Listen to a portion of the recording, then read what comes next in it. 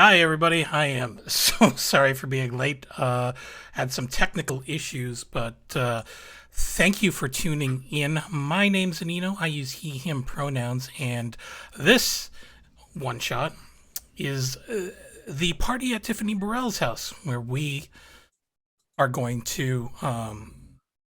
What did I do? What happened with my screen? I think it's echoing on Nicholas's thing. No, my There's chat, those. my video windows are all weird. Oh, I think it's all right. Oh, okay, I got you now. I was like, what? You know what? Oh, oh God. No, Let's just say the 90s aesthetic. It's this 90s aesthetic. We, I guess it wouldn't be a stream without technical difficulties. You know what? It's okay. I will fix things as we go along. But yeah, so as I said, my name's Anino. I use he, him pronouns. And October is my favorite month, so I try to do some extra streaming and fundraising for a charity. This year, I am raising funds for Races. Races is the largest immigration legal services nonprofit in Texas, focusing on underserved immigrant children, families, and refugees. It was founded in 1986 as the Refugee Aid Program by community activists in South Texas. And RACIS works to defend the most vulnerable among us through our crisis management, legal services, social services, and advocacy work. You can find more about RACIS by clicking on this link.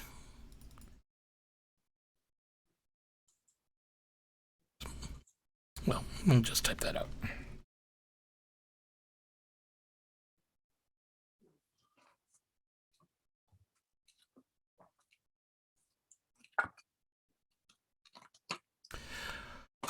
So anyway, tonight's first night. I am GM'd a game ever, and no pressure.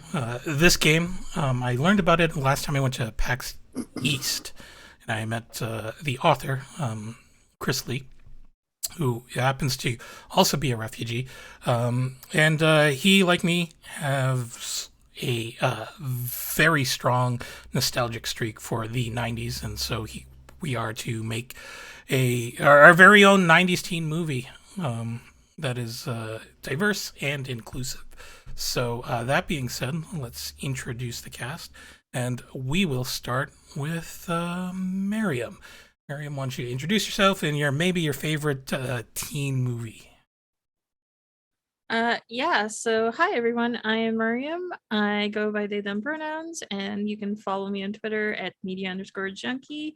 And I think my favorite teen movie is definitely the one that kind of caught my attention growing up would have been She's All That. And also not another teen movie, because I like parodies. That's me. Okay, awesome. I did go back and watch a number of 90s movies, but I never made it to She's All That. And next is Mitzi. So hello. If y'all hear a cat yelling at me, I'm so sorry because she's being very clingy right now. But yes, hello. I'm Mitzi. I'm also known as Pookie Peku on various social media channels I can get my hands on. I am a Filipino trans non-binary variety streamer who does video games and tabletop role-playing games. Though usually right now I'm in other channels doing that. And yeah, my favorite teen movie. So confession, I have never watched, I think, or to my memory, I don't remember any 90s teen movies because I was a bebe. Also cat but I do like stuff that's like coming of age mostly, because that was relatable. And if we're talking about generally different genres of teen movies, that would be the half of it for me at least, because I really like that and I wish I had that growing up. I did Yeah, that's too. me. Awesome. Well, thank you, Mitzi, and we'll swing this over to CJ. Oh, it's me. It is I. Hi, everyone.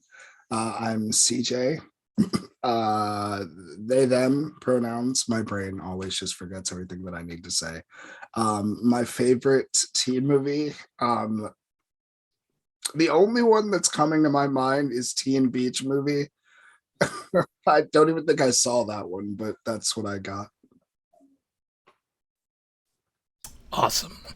So, like other games on this channel, we use the X, N, and O cards. Core part of this game, unlike a 90s movie, teen movie, is consent. And so we are going to be very aware of that sort of thing. And so, without further ado, let's begin with our game. So, Nicholas hasn't introduced themselves yet. oh, my bad. We can, It's okay. yeah, sorry, Nicholas, if you wouldn't mind going. No, you're good. You're good. Yeah, my name is Nicholas Rosamena. I use he and they pronouns.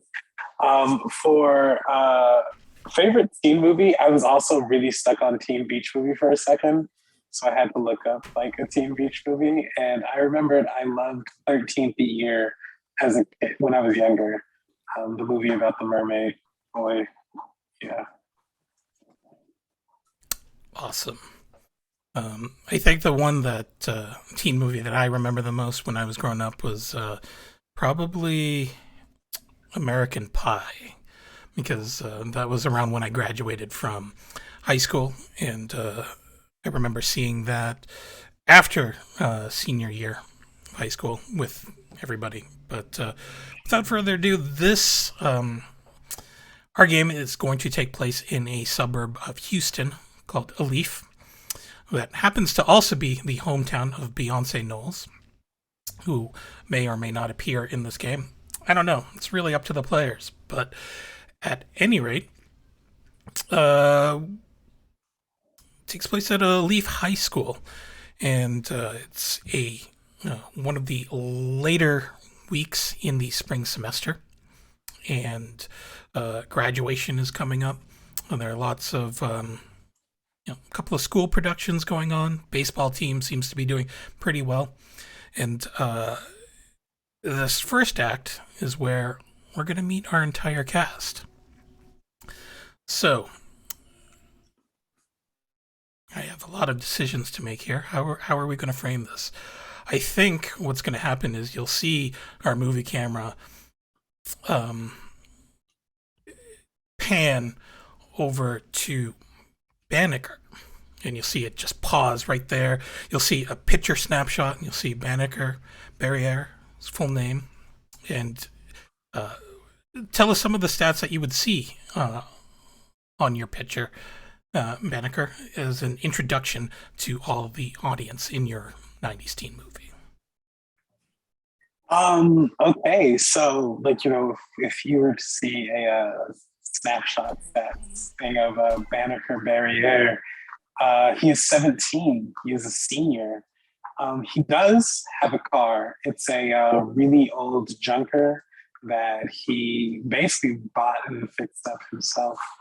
And I'd say at this point, Banneker is probably in the library. It's his senior year. Like, he's getting ready to graduate. Is on top of everything he needs to turn in. Is probably sketching in a notebook at this point.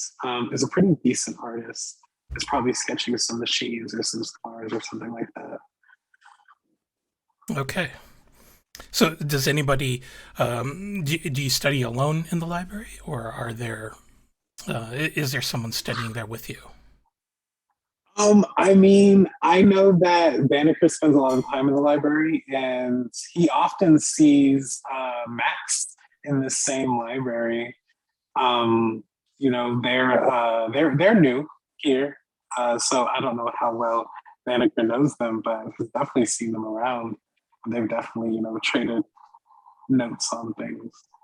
Okay. And at that mention, you'll see the camera pan over the shoulder of Banneker and then focus right on Max. So Mitzi. So, yeah. Okay.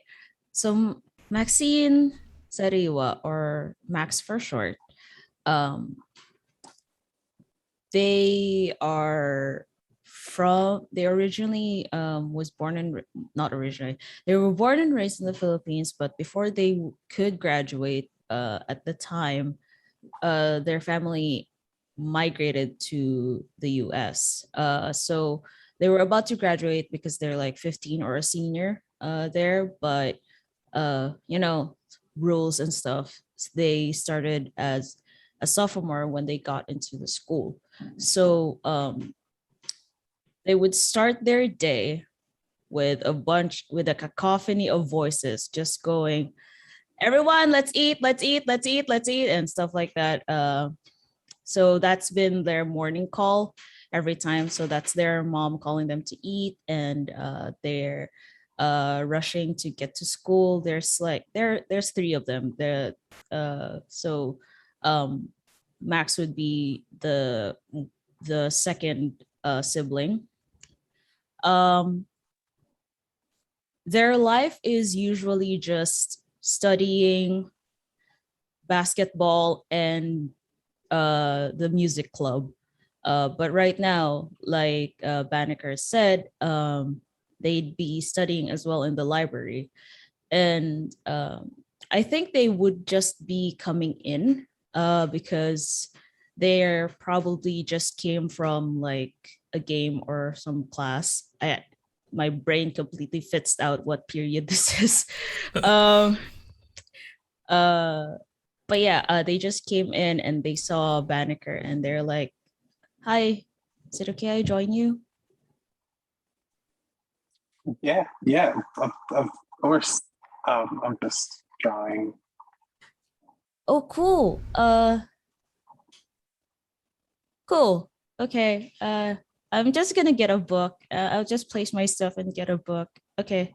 And then they just power walk away to get a random book. A random book? Just not even sure which subject that you're going to go for? I think just the thought of interacting and being unprepared to see Banneker there, even though Banneker is like a mainstay at the library, their brain just fits out and just, oh right, what was I supposed to do? Right, I just get a book. What book am I gonna get? I forgot. But they're gonna figure it out at some point. Okay. So, as Max is drifting down the nonfiction stacks, where does the camera lead us to next? I think it'll zoom right outside the window and focus in on Alina.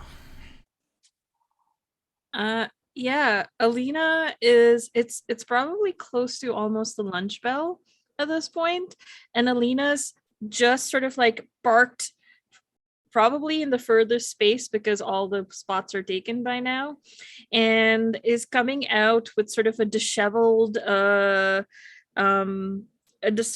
headpiece that was like maybe a tiara or something, and there's like wings behind her, and her face has got this beautiful sort of like fairy mask that's painted on, and there's a satchel that's full of party supplies from some job that she just finished and is coming in for classes, and doesn't realize that it's still all on because she's going to be late for class, and thankfully it's art class, so it's not that out of whack that she's walking in like this, and kind of just runs through the open, like the space, and grabs a quick bite of something and heads to art class.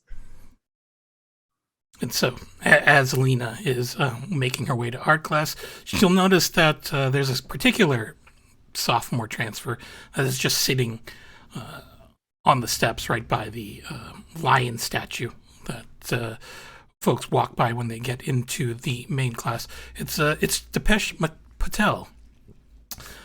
He just transferred in last semester, and he's just sitting there in a leather jacket looking all mysterious. Now, nobody knows why he had to leave his old school, but I think Alina heard the rumors. Depeche had to leave that school. He got expelled for lighting a teacher's gradebook on fire. So he's sitting there looking all delinquent-y, but he'll just give a cool nod to Alina and just say, "Nice. Coming into school late. Don't let the man bring you down." Okay. I'm not late. I technically didn't have a class until now, but you do you. Have a magical day. Oh wait, I'm not I don't have never mind. And just kind of it's still walking and talking. Yeah. So after that, well, leaves us just one cast member of our little 90s movie going on here. So where does the camera take us, CJ? I'd say the camera takes us outside, behind a big garbage can, and you see Roger just kind of like standing with a friend, like furiously trying to like light a cigarette and like looking around really hurriedly. And he's like, "Come on, like we can, come on, like let's do this." And he's like, but like not doing it right and like coughing and just absolutely struggling, and then eventually gives up and goes back inside. And as CJ is going back inside, leaning against the wall happens to be Banneker's sister, Monique. And Monique is this freshman that everybody knows. Everybody claims to be her friend. It's kind of amazing because more people probably know Monique than Banneker. And Monique's just gonna give a cool nod. Say, "Looks like you were having a little trouble with that. You need a tutor?" I quickly turn around. I'm like, "Oh God," holding my chest. "How long were you standing there?" "Long enough to see you fail to puff your own cigarette. Maybe you need to try something better." You know what they say, failure is relative. I just got tired of it, and yeah, it's something harder or better. Well, I guess we can come to an arrangement. I look around like, what kind of arrangement? Well, and then she'll open up her backpack and just let CJ take a look inside. And inside, CJ is just going to see, dime bags, some weed. Oh, is that? I mean, whoa! That's some, looks like some choice stuff. It's all yours. Don't be weird about this. I'm not being weird. And at that, the bell rings and it signals lunch period. So I think the camera's just going to fade out there and fade back in at 11:42 a.m. in the Leaf High School cafeteria.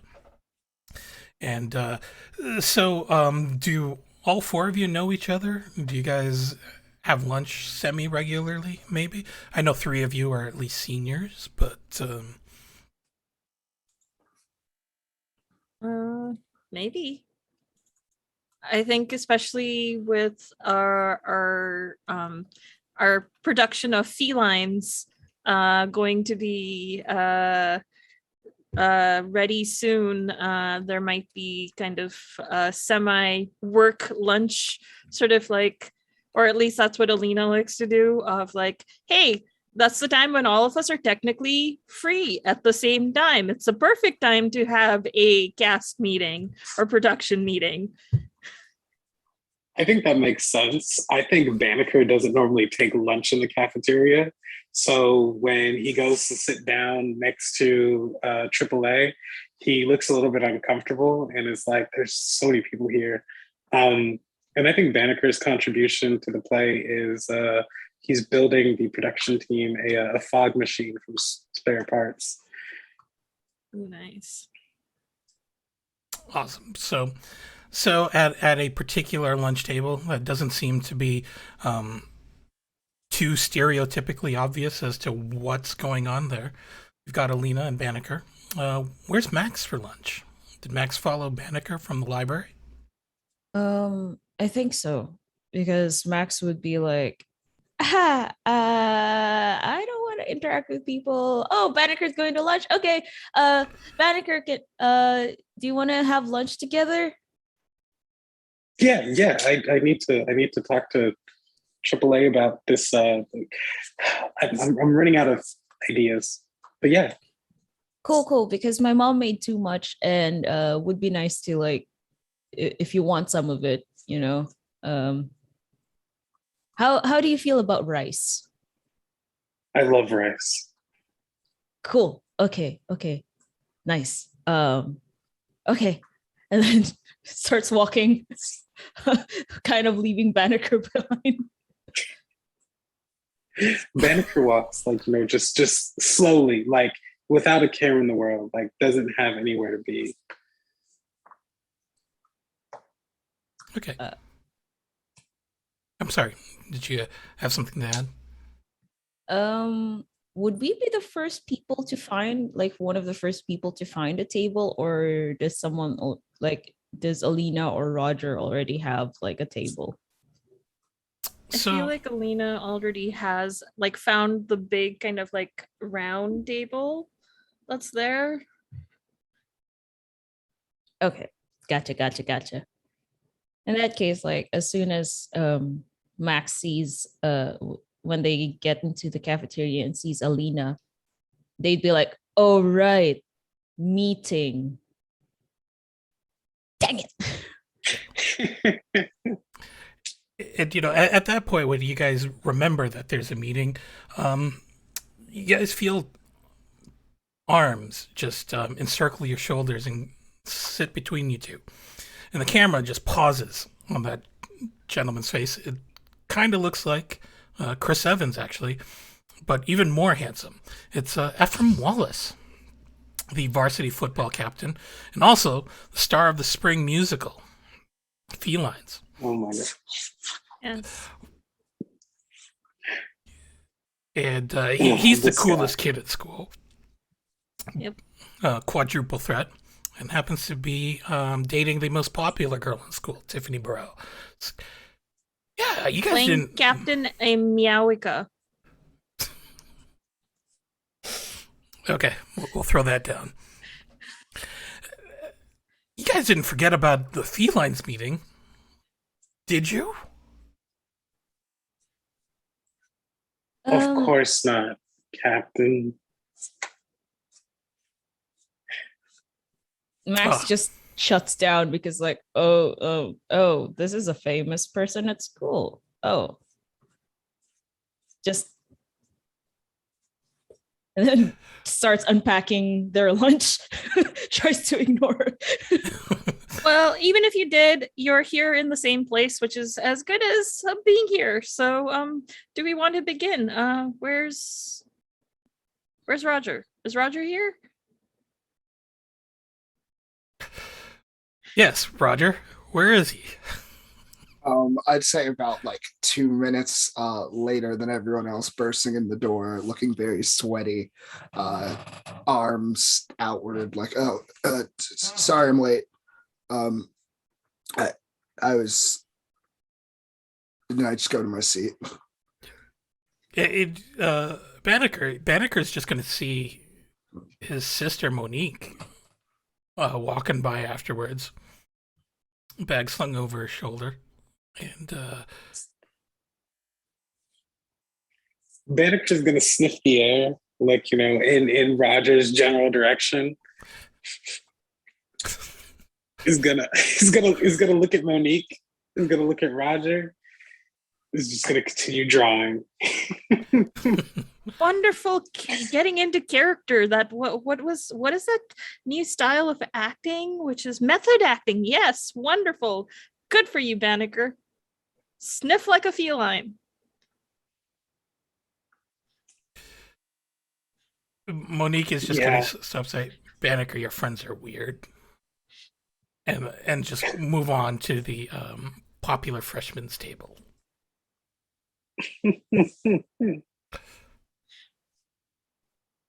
Wait, Monique is a freshman?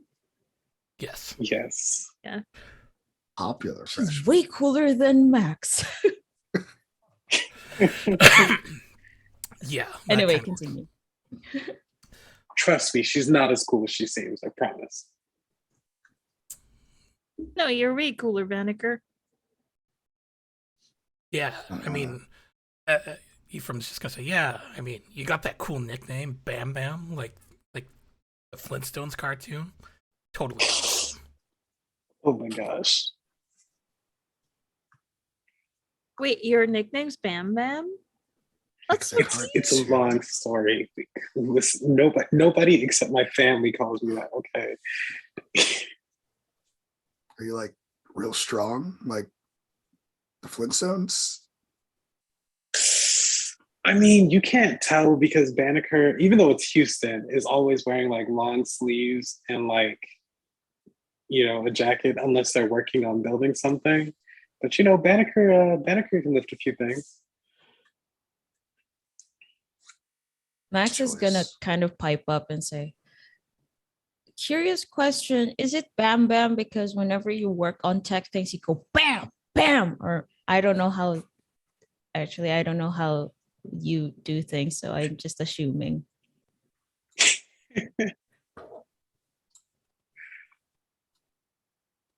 Anyway, I'll shut up now.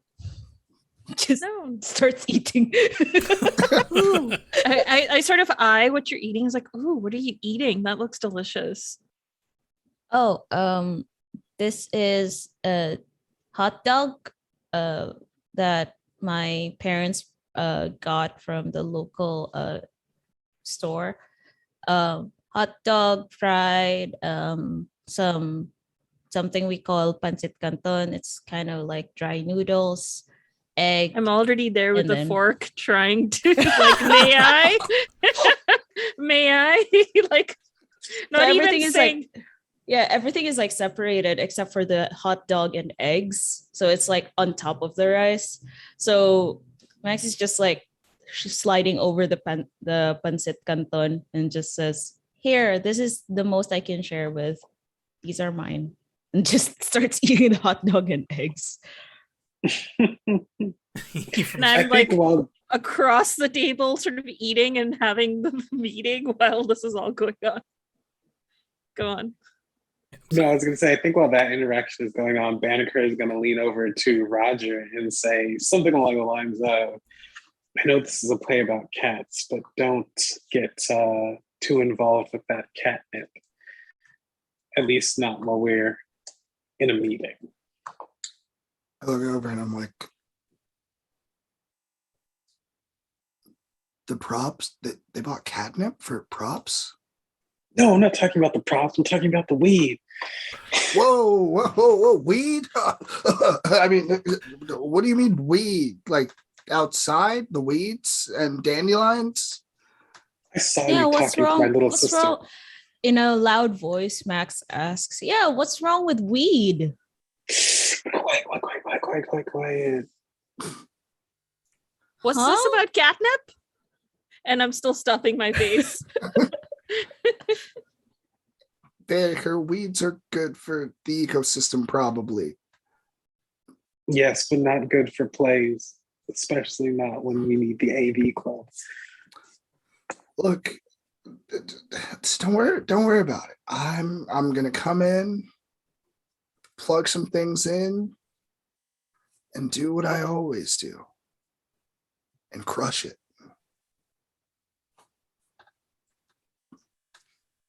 Since Max you is- mentioned Oh, catnip, go ahead.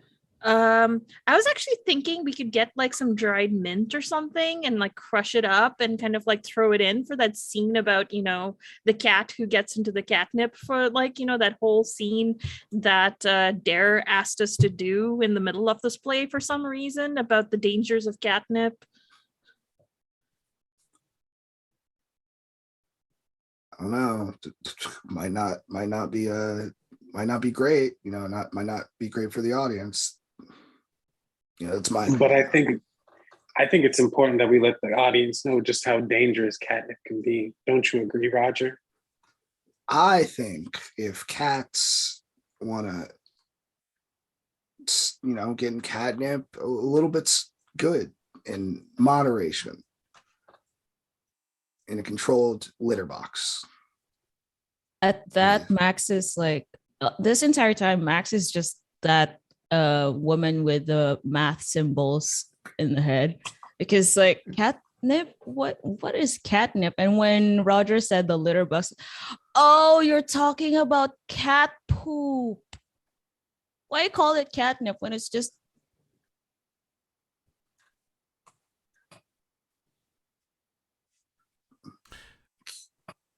Roger just pulls out a sandwich out of his bag and just stuffs his face. Ephraim is just gonna say, "Oh, that food there, Max, looks hella good, but I gotta go get my protein shake and meet up with the rest of the football team. But great meeting everybody.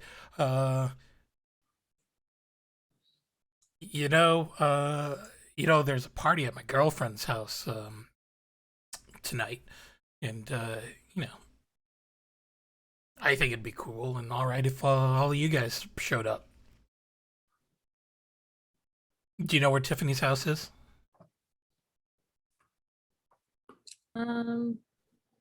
It's in that gated community in the north somewhere? Yeah, you got that one right. But anyway, yeah, just roll on by. You don't need to bring catnip. I'm sure there'll be some there, but Oh, does she have cats? Wait, we have to bring catnip for the cats?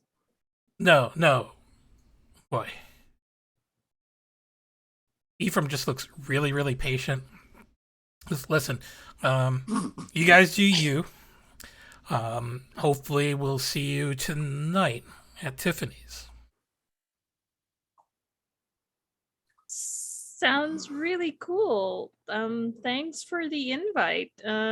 Is there any dress code or like theme or anything I should be concerned about? I'm still in that makeup and the fairy wings and the tiara. Yeah. Do I gotta wear a suit? do I have to bring food with me? What kind of food are you guys Yeah, is it into? like a potluck party? It's a BYOB party. Listen, I gotta get going. Hank's waiting for me, but see you then. And he's just gonna dash off. Bring your own ball? So no suit? I was very unclear whether suits were. I mean, that makes sense when you're going. Is it a sports event? Is that why it's BYOB? Bring your own ball?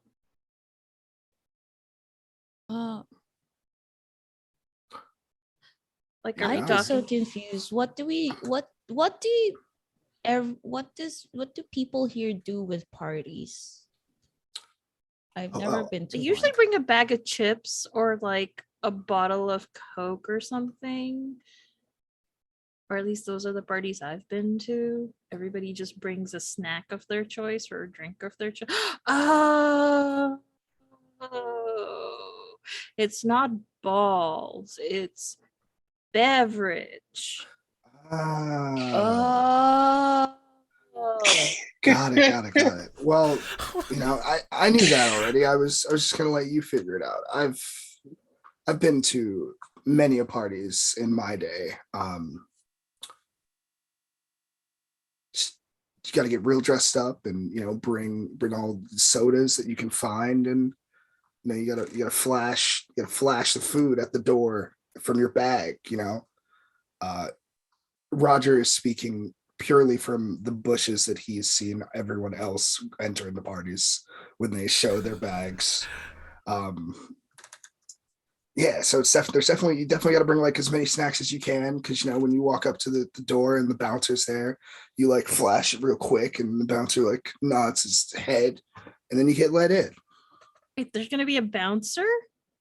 Maybe. Wait, we need IDs? I only have a passport, so I don't think you need IDs.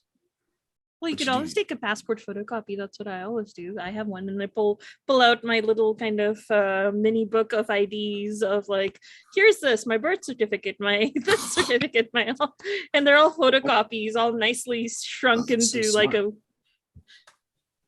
Is that your social security card? Why do you have this? I don't know. It's just that a lot of times with all these forms, we gotta apply for jobs and all those things. It's just easier to have it on my person, then I can just do it right then and there and submit it. Oh my gosh, it's so dangerous. Tyler, you're so smart. You're doing it just like how my mama does it, but yours is smaller. Yeah, I have an uncle at Kinko's.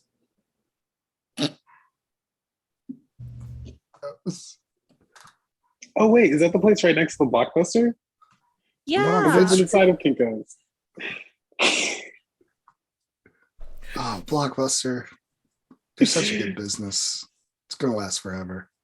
yeah. I mean, it's such. I a think great... Radio Shack is gonna outlive Blockbuster. Oh, impossible. No, I'd put money on it. We'll see. I did hear it's a thing to invest. I don't know how to do stocks, but I did hear in the news that it's a time to invest in stuff like Blockbuster. Yeah. You invest in hard things like all this tech stuff. It's a fad. all this brick and mortar stuff. I mean, all this digital thing. I mean, imagine if there's no electricity and suddenly you can't use anything. It's for me. SAV Club. I promise. I can't actually promise. Tech will be the future. I'm not convinced.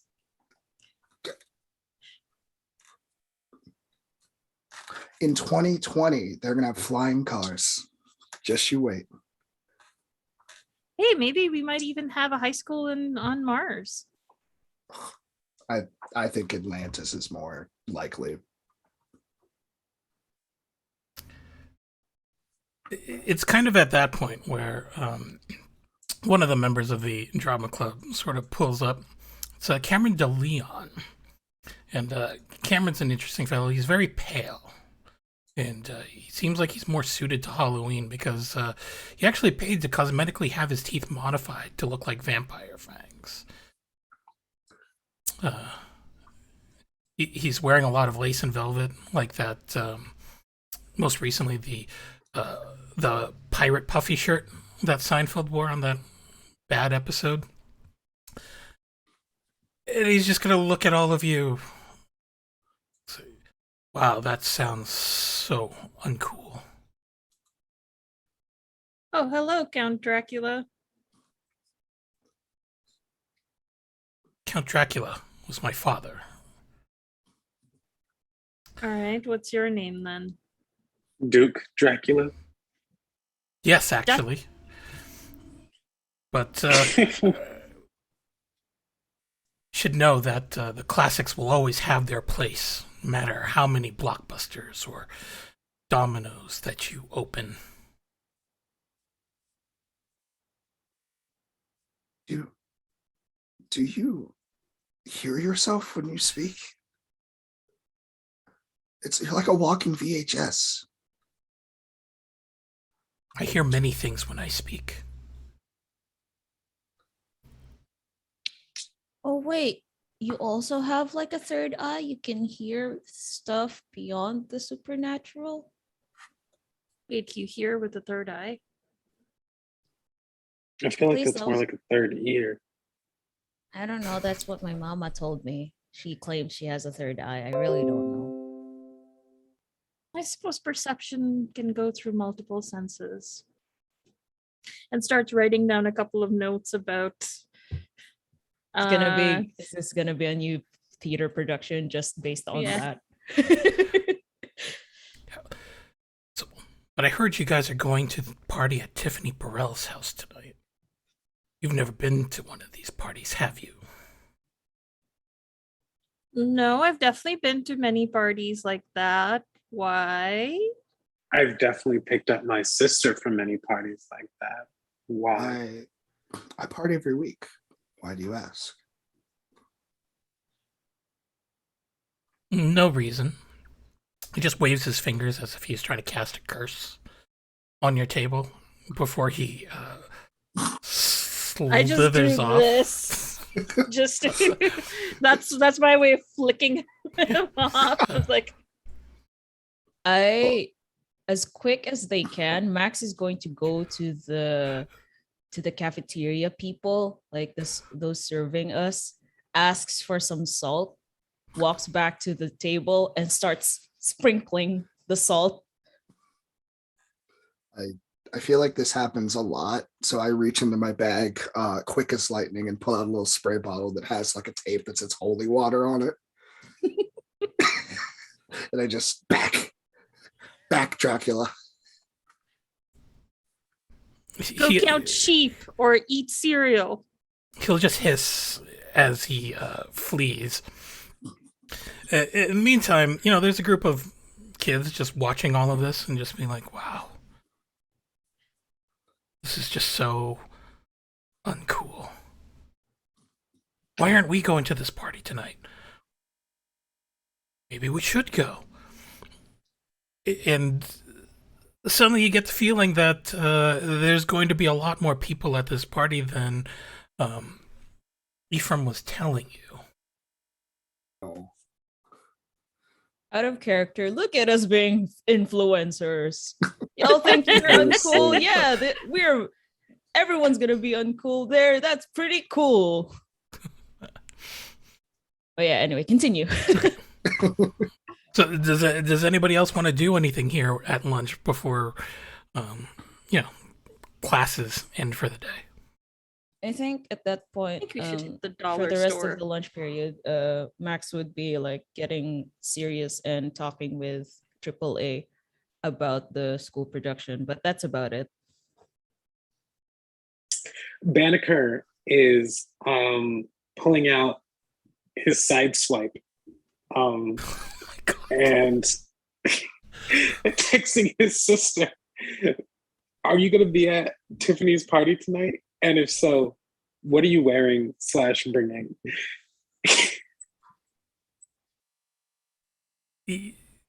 You'll hear a ding back, and the text is just gonna say, duh.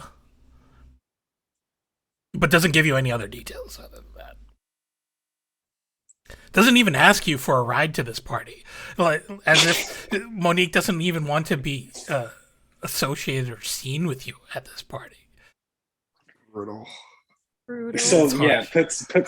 puts the side swipe away, and is like, okay, if my sister's going to this party, then we might have to actually try to look nice. I know that I go to my locker and I put the coat in very slyly and I open it up to a big bag and I say, finally, this will be the perfect opportunity. And I just kind of pull and I grab my bag of pagers that I sell on the side. And I say, gotta make some good cash tonight. I'm gonna very loudly say to no one in particular, especially like whoever's still left at the table, is like, I think I should hit the dollar store to get the beverages and the food. Anyone want to come with? I can come with. Yeah, my car just broke down in the lot. I'm gonna need a ride home. Cool, yeah. We can all grab some stuff and that we can get get changed and head over. Just to we're like just a little caution. Just ignore all the stuff in the back of the car. And if y'all get into the car, you'll see there's various supplies from various jobs, like banners and samples of candy, or painting supplies for party supplies, various like a red wig, and a red wig and a brunette wig and like a yellow floofy dress, because I'm going as like princesses to various parties. That sounds awesome. Okay. So we'll cut to a couple of hours before, it's time to kind of show up at this party. I don't know who keeps schedule anymore. It's crazy. But so we're going to have each one of you narrate your montage as you're getting ready for this party. What are you wearing? What are you bringing? How are you even going to tell your parents that you're going to a party on a school night, no less? And we'll start off with Max. I was so scared you were gonna say that because I just realized, oh god dang, Asian parents and going out on a party on a school night. Oh no. But okay. So Max would be coming from a basketball game, so their body's going to be a bit hot, so they will opt to wear a tank top. Actually, what I'm wearing right now, that's basically what they're gonna wear to the party. But then they look at the mirror and says, "Am I forgetting some?" And then they hear their mom call, "Anak, what do you want for dinner?" And then Max just goes, "Oh, right." So Max, the whole montage is just Max pacing back and forth, thinking of excuses, and narrates how the excuse will go. Like, "Ma, I have an assignment with friends," and no, she already knows I did my assignments. "Ma, we have a theater production." "Oh yeah, theater production. We're rehearsing and all of that." And so it's just a lot of like silent, like it's just like a music juxtaposition with silent mouth movements, and then just go. And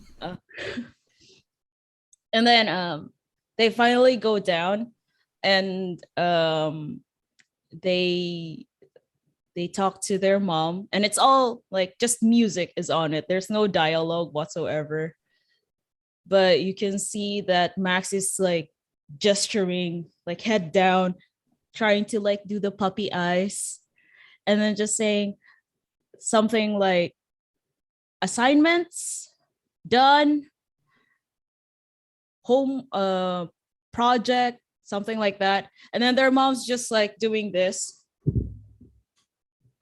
hand on their cheek and chin, and just saying, just shrugging. Can And I then Max is like, "Whoa." Can I add one thing to this? Oh, go ahead. Yeah. Go. Max, if you're going to practice for the school musical, where's your guitar?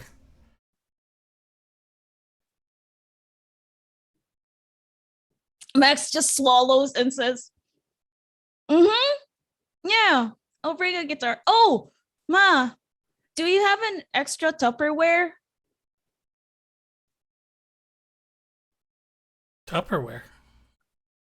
Because the house we're going, we might have extra food that I could bring, so we could also have like something to eat tomorrow, like just leftovers and stuff. I know you like those. Okay, but no sandwiches. Sandwiches are just snacks, not real meals.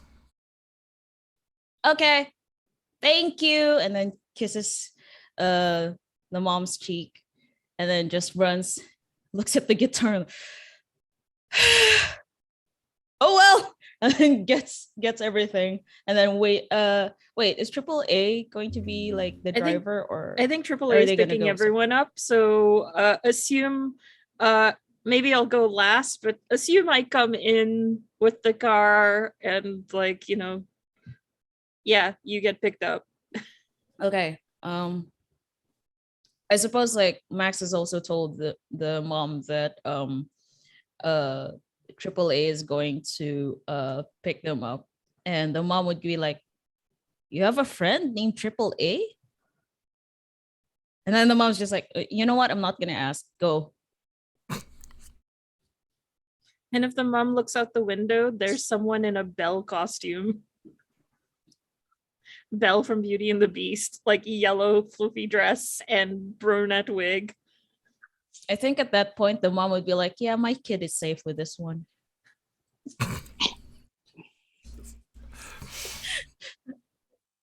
Until it's not safe. All right. Will the mom ever know? All right. So, as Max is grabbing their guitar, the camera is going to flip over to Banneker's house. What's going on in Banneker's house? So at first Banneker was kind of just like, yeah, I'll go to the party, but didn't actually plan on going to the party. But then thought about it some more and was like, I might be leaving. Like, this will be my last chance. I've never actually been to one of these parties. And so they're in their closet trying to figure out what they're going to wear. And sitting on their desk right now is like, this acceptance letter to this like engineering program across the country. And they're like, man, I also have to break this to Monique and everybody else. And they settled on like that, like, like that button up like baseball type shirt. And it has like the Arizona like A on it. It's the white one. They get like, a plain like nondescript black hat, and they put it on forward at first, and then like nah, and so they flip it backwards. And like, they get these I don't know, like these gray like cargo pants or something like that. And then these beaten up shoes. Doesn't have like, like a fancy watch or a chain to go with it. But it's like, this doesn't look too bad. Like I can do this. Can I interject one point here? That's when Monique passes through, stares at what her brother's wearing, and is just going to say, "Is that what you're wearing to this party? Really?" Yeah, what's wrong with it? So Monique is just going to pause. And Monique is actually dressed super fashionable. She's got bell-bottom jeans with a wallet chain. She's got a tight t-shirt that shows off her midriff. And she's got a really stylish-looking beret on. And she's got a mini backpack, which, she's never caught without. And I hope you're not looking to hook up at this party, then. No. What does that mean? Help me. Like, show me what to wear. I don't know what I'm doing. What, you think I can just wave some sort of magic wand and, turn you into the most popular guy in school? You've got, 6 weeks left here? Oh, so the fabulous Monique can't handle even dressing her older brother for a party? I see. Maybe you're not as amazing as everybody thinks you are. Ugh. It's not that hard. And, so does Banneker have a tracksuit? I think so. They have a green tracksuit. They have a green tracksuit. Is it an Adidas tracksuit? Absolutely. Yeah. So Monique is just going to open up one of the drawers. And you're kind of suspicious of her because she goes right for the correct drawer. She doesn't search through anything. She knows where your green tracksuit is. Have you been in my room? What are you going to do about it? Here. And then she's gonna pull it out and throw it at Banneker's chest. Here, wear this. This will look better.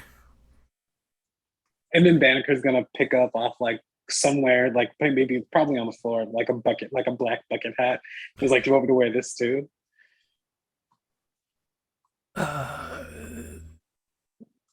No, you should probably like poof up your hair a bit though.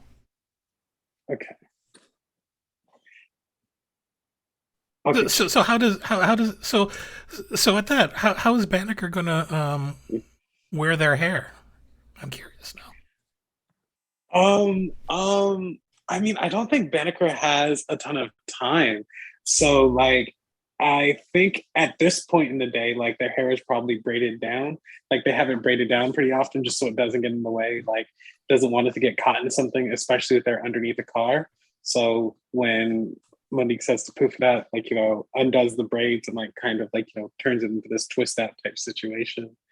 Yeah. I guess that'll do.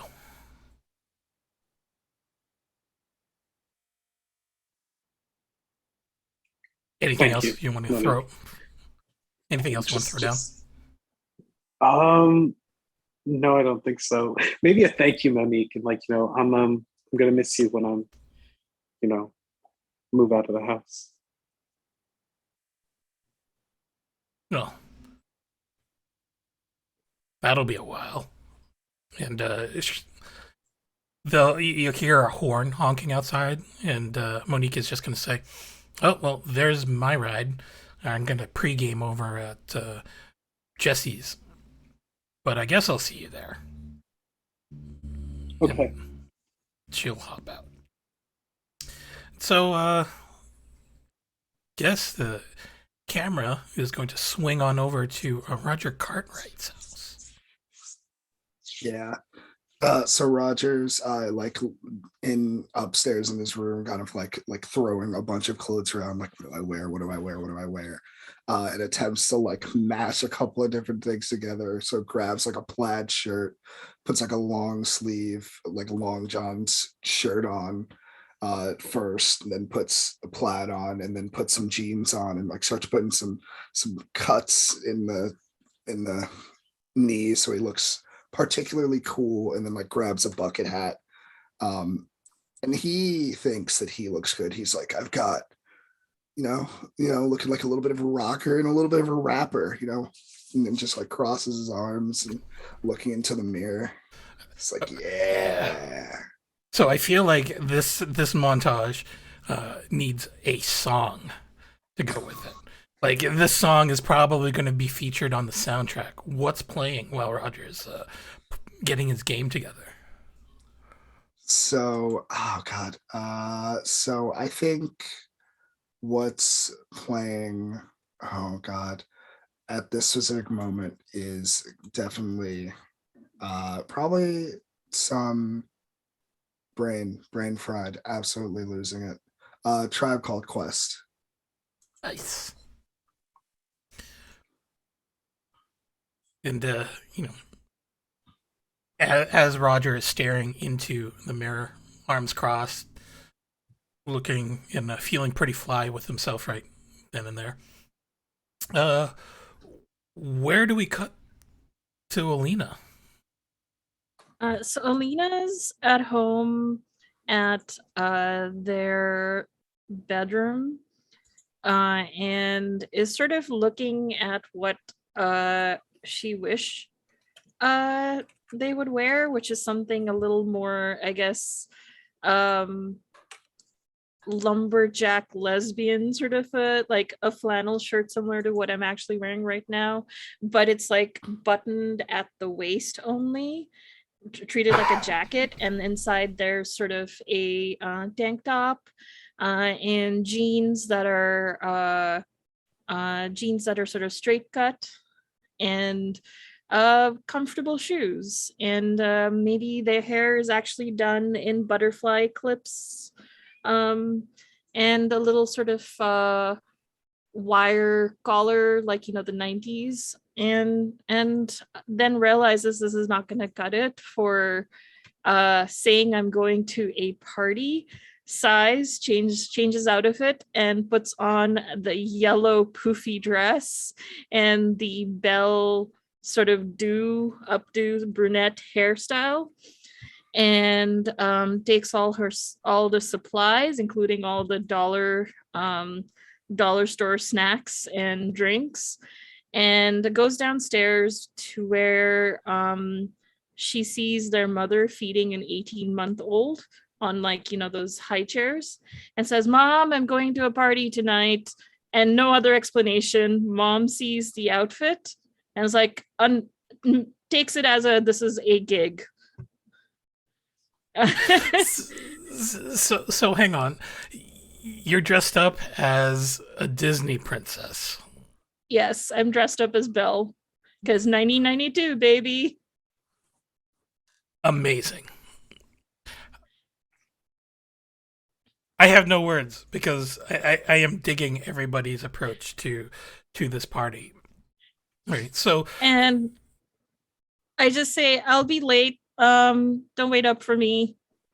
You know how it is with especially summer parties. Kids get to stay up late. You know the deal. well, okay. Have a good time. And with that, I am assuming you're climbing into your car right now. The family's Yep. second Toyota Corolla. Yeah, it's my mom's car, and because my mom recently had a baby and was basically taking care until kindergarten, I get use of their car. I get exclusive use of mom's car because mom doesn't need it for work at the moment for 2-3 years, and I'll be out of the house by then, and it won't matter. Okay. And everybody who I pick up, I'm dressed as Belle, essentially. Okay. So, who's the first person you're going to pick up? I think probably Max, then Banneker, and then Roger. Banneker is definitely commenting on both the guitar and the bell dress. Like, first, what's the guitar doing here? Second, the dress is nice. I just don't know that it's that kind of party. I did bring a spare change of clothes just in case, but I had to tell my mom I was going to a party, so Good move. Great move, actually. I figured if it's actually a themed costume party, I'm already set. It's not. Just Jacob, it's not. But okay, so Lena, what's playing on the radio or while you're driving and picking everyone up? It's a collection. It'll be kind of uncool, but it's basically my mom's because the only audio tapes that we have at the moment are all of my mom's. So they're like old 70s and 80s like Bollywood songs playing. I was like, sorry, I didn't get around to making my own mixtape. But it's really cool, I promise. They're real bangers. So okay.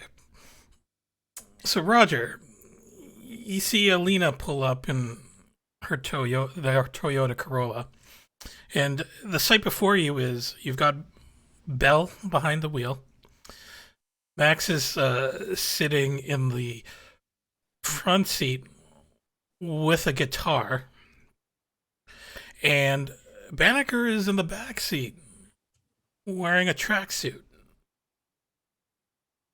What is And your the reaction? Back What is seat going is on? full of dollar store bags full of chips and pop. And I hear the Bollywood playing, and I'm like, and I just like look at you and I say, hold on. And I walk back in the house with my bag of pagers. I say, Mom, I'm gonna go sell pagers. And I run upstairs, grab a mixtape, run back downstairs, run out the house, and I hop in the car, and I say, first of all, Are you all going? Are we having a feline recital or are we going to a party? At this point, I really don't know the difference. I don't know what you're talking about. I look great. The tracksuit looks nice. Just like should have wore a bucket hat though. I knew I should have worn the bucket hat. Yeah. It's all right. Well, I do have a bucket in behind if you need to wear it as a hat. Not the same thing. Not the same thing. It's just the same time. No. Just need to empty it of paints and it'll be just fine. But me and Roger are here, but And I say, we could keep listening to what's going on here. I think that's probably the coolest thing that's been going on in this car. Or, and I pull out like from the side pocket of my flannel, and I say, I've got this, and I pull out my MC Hammer mixtape. That would probably sound cooler as we bark. So yeah, go right ahead. Just be gentle with my mom's tapes. Yeah, of course. And I very much like somewhat gently, but like fumble a little bit. I'm like, make sure we get this playing when we pull up. I just switch it immediately, or like when there's a traffic stop, it's like, okay, now do it. You have 10 seconds. Because I hate being late. We got to make sure we're there right on time.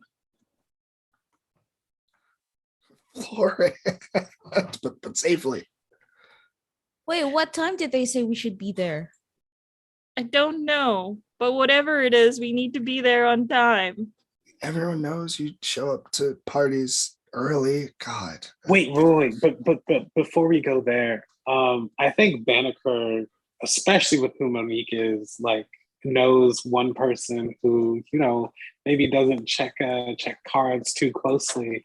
Like we need to pick something else up if we're gonna go to this party. He did say it was BYOB. Yeah, I got lots of pop in the front, in the back seat, and in the trunk. Different flavors. They were all really cheap. They were like 50 cents on sale. Wait, triple A. What if you were right the first time? It means bring your own balls. Should I have brought my ball? I have tennis balls in the back. Oh, cool. I'm reasonably sure the B stands for beer. I could be wrong, but that's just what I think. Wait, sorry, what what'd are you we say? gonna- Sorry? Sorry, what'd you say? I didn't quite hear the last bit. I'm reasonably sure the B stands for beer. I could be wrong, but that's what I think. Beer. Oh. Oh, dang.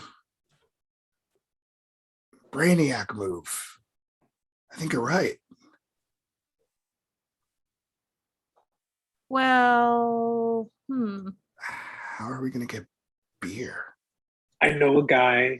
Normally, he doesn't card. We can pick something up there. The snacks are still good, though. I'm sure they'll appreciate this. yeah. Why don't you call your guy? Do you want to start? I see a phone book I'll give you nearby. directions. Yeah, no, I'll give you directions. This Cool, is yeah. over here. Yeah, cool, yeah. So we'll see the Toyota Corolla just driving off, and MC Hammer, too legit to quit, comes on as they're banging, and we are going to take a short break before we begin Act 2. So don't go away, everybody. We'll be back in about 10 minutes.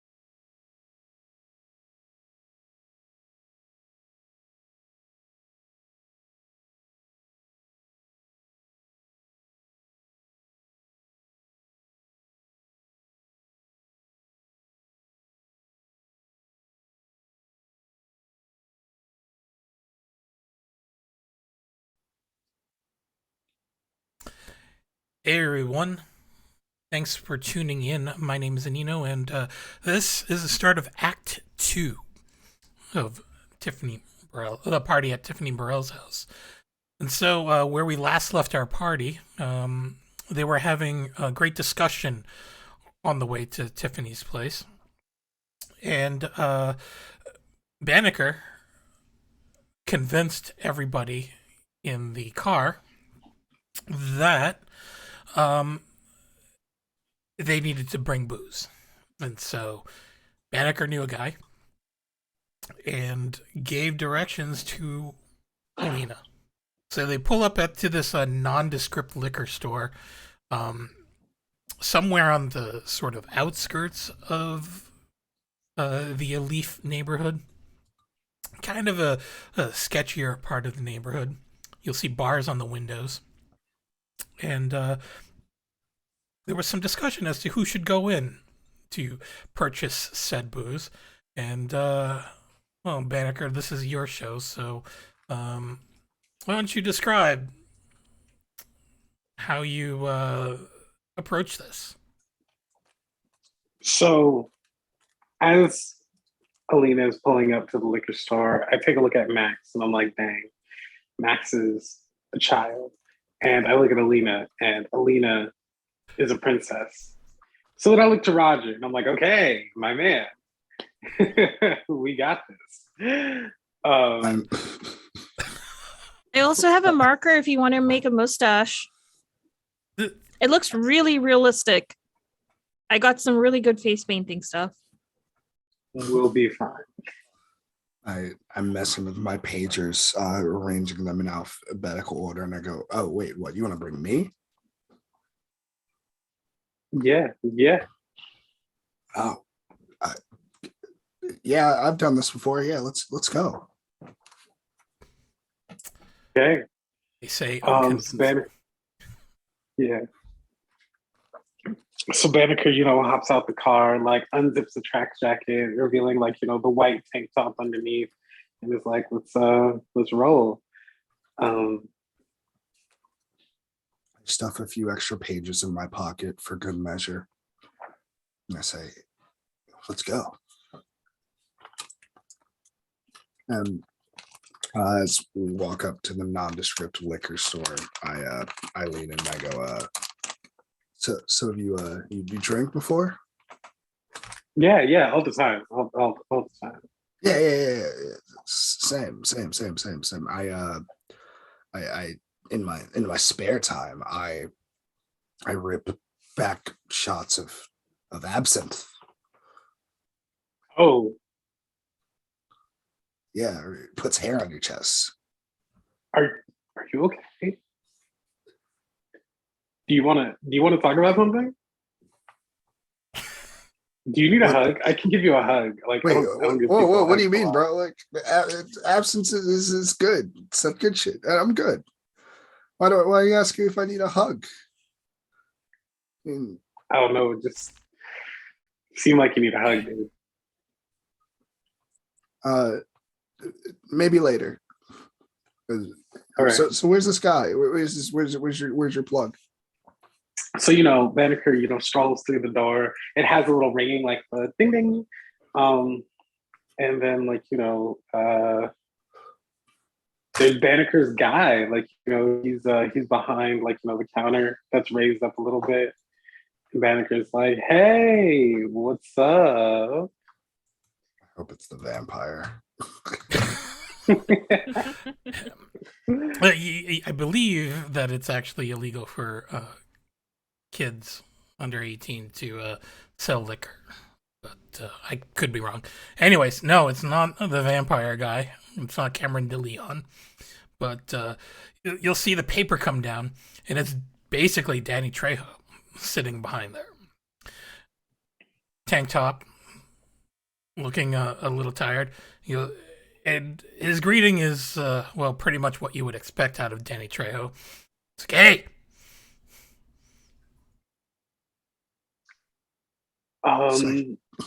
We need to buy some alcohol for my mom.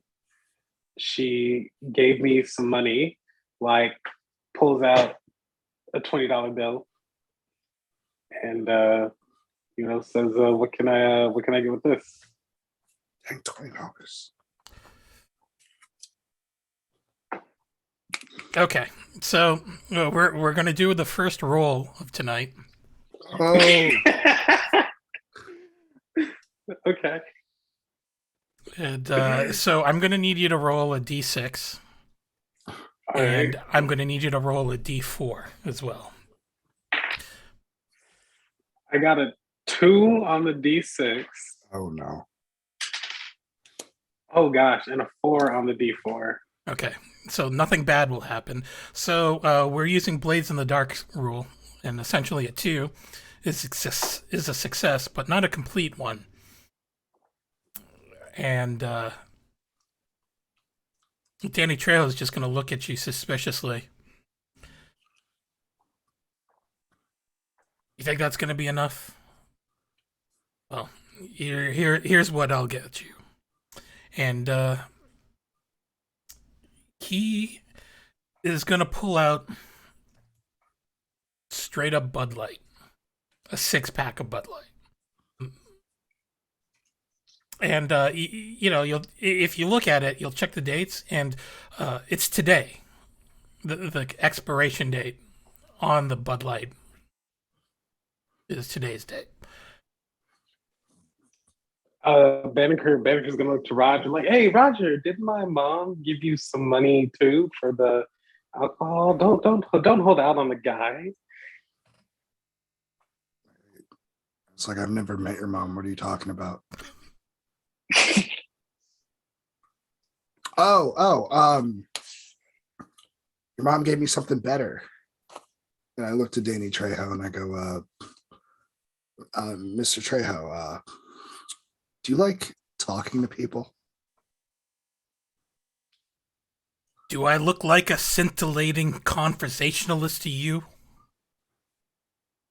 I'm going to be real. I don't know what any of those words mean, but it looks like you've got things to say. You look like a guy with a lot of important things to say. You look like you stand atop the precipice of all of the hot news and gossip in town.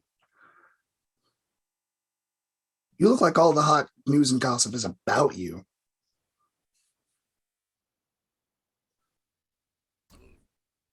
I've got something for you. Okay, yeah. Well, I guess that's kind of true.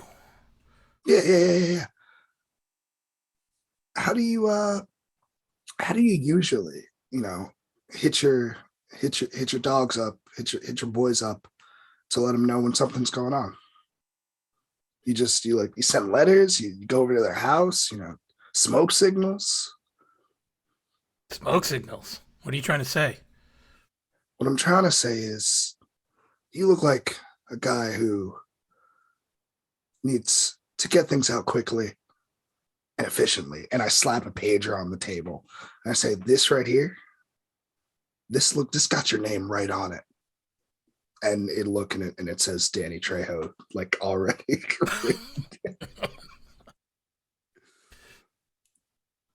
Oh, dang. One of these pagers I hear about. Oh, yeah. It's one of these legendary devices that you hear about. This thing right here. This feature. When I was in high school, because that's not what I'm in now. I was president of the AV club, and these things we talk about these things all the time and how they're basically the next wave of Blockbuster.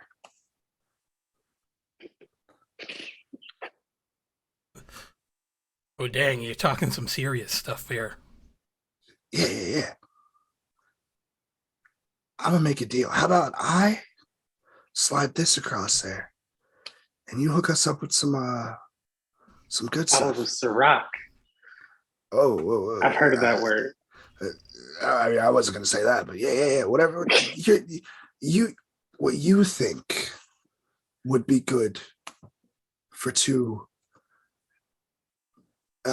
manly, non-gender descript people.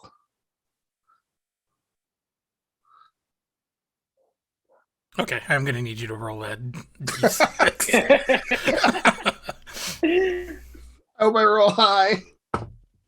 Roll a 3. 3. Okay. Roll a d4 while you're at it too. Sick. 3. Okay. Triclops eyes. So Danny's staring at the pager, scratching his chin. All right.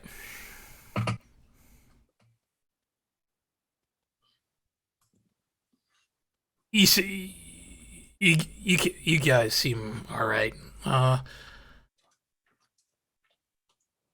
He's gonna take the pager. I'll be right back. And you hear some rustling in the back, some clanging, and you see him carry out with just one hand a keg. And it's, Oh my god. and he slaps a Budweiser sticker on it. I think this is the best it's gonna do. But you listen to me, kid. He gets really uncomfortably close. I expect this keg to be empty and back here by noon tomorrow. Or else. I promise you, with my life. Well, maybe not my life, but like a pinky promise, kind of promise of the life. That's good. Pinky promises. And he points to the machete on the wall. Is that for cutting vegetables?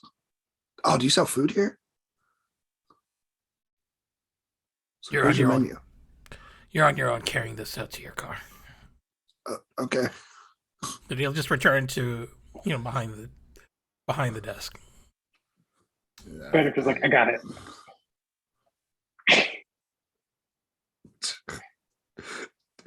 You sure you need help with that? Grab the 6-pack of Bud Light. Okay, I grab the 6-pack. The expired 6-pack. And I hold the door open to you because I'm polite. We get back to the car and it's like, well, we got it. You should have seen Roger. I opened He the was trunk and I amazing. put it in the trunk. It's real heavy. Yeah, as soon as Banneker touches down, like Roger was a legend in there. Coolest guy I've ever seen. Yeah. I usually sell those, but sometimes you got to make a deal for your deal. Maybe I'll go to school for business one day. I don't know, or technology. Just eyes wide, just like, oh, that's wow. You should come with me when All right. when we're trying to get some good rates on plywood. Oh, right. All right. So, Lena, your Corolla's loaded up and ready to go. So you never really got directions to Tiffany Burrell's house. You just had some vague notion that there is a gated community. Now, this is a time where Yeah, MapQuest navigation wasn't a thing. So how are you going no. to navigate over to Tiffany's house? I know some of the gated communities because I've done parties for their kids over there. So I don't have any trouble getting in, but I don't know exactly which house it is. I'm assuming it's in one particular gated community because I know which one Ephraim is in, and I'm assuming it's the same one. Okay. You're going to take a guess that they live in the same gated community. I'm going to need you to roll me a d6 and a d4. Yep. And my idea was that when I get in, I'm going to look for the house with noise at this hour. Like, Yeah, you know, okay. lots of teenagers. Sure, it's like 8:30, 9 o'clock. Okay, so on my D6, I rolled a 3 and a 4 on my D4. Okay. Nice. All right. So you're driving around, and on your way to one of the gated communities, you see a checkpoint, a police checkpoint. And so your car is stuck in a little bit in the traffic going up to the line, and you'll land. And there are two Texas state troopers just standing there and motion you to roll down your window. I roll it down and I say, "Hello, officers. How are you doing this evening?" Hello, Princess Belle. Where are you going? Party. I'm a party princess and a face painter, and I show my supplies, and it's like, that's my assistants. See the like flashlight go in and shine in everyone's faces. Party, huh? Yeah, I make quite a bit of gas money doing kids parties. All right. And he's just taking a look at your license and your registration, and he's just going to say, And it's in my wallet, a wallet of IDs. so it's taking forever. It's getting later in the night as he's going through all of your paperwork. He's like, all right, well, everything here looks in order. But I better not catch you guys drinking and driving later. No, of course not. This is a children's party. Yeah, okay. Sure. He's just closed up. All right, Bill, let him go. So you'll pull through, and it takes a couple of minutes. You come up on a gated community, and for some reason, the security booth isn't really manned by anyone, which is really weird. But you go on through, and sure enough, as you're driving this 1.5 mile long, like, roundabout street, you'll end up pulling up into one of many, many Texas McMansions. And if I may direct you to the Huetopia screen, you'll see kind of what I mean by a Texas McMansion. It's a travesty. Oh God. Yeah, so you'll see that the party started getting full swing. There's a lot of cars parked on the streets and on the front lawn, aka the driveway. And yeah, so you'll see people milling about, red Solo cups everywhere. Someone's playing hoops, but yeah, we're gonna need to set the scene. So we are going to lay out the floor plan before we head on into Tiffany Burrell's house. So if all of you have that Jamboard up, Mm-hmm. Ka-chow.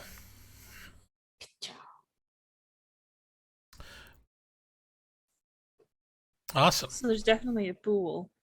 There's definitely a pool. Okay, so we'll go. We'll do 2 or 3 passes around the ring a bit. So we'll start with Miriam. All right. Feel free to use that pen and mark down or locate where the pool is. Is it indoor or is it outdoor? It's definitely outdoor. Okay. So it's in the back, and I'm assuming the front door is south, like the bottom of the board. So I'm gonna draw the pool like And it's one of those weird like donut shape or C shape. No, yeah, C shape pools. That Oh, is like the one massive curvy pool. ones. Okay, Curvy pools. that's fine. Map's not drawn to scale, so we've got a pool in the back. All right, Nicholas, you're up next. What are we going to throw down? Their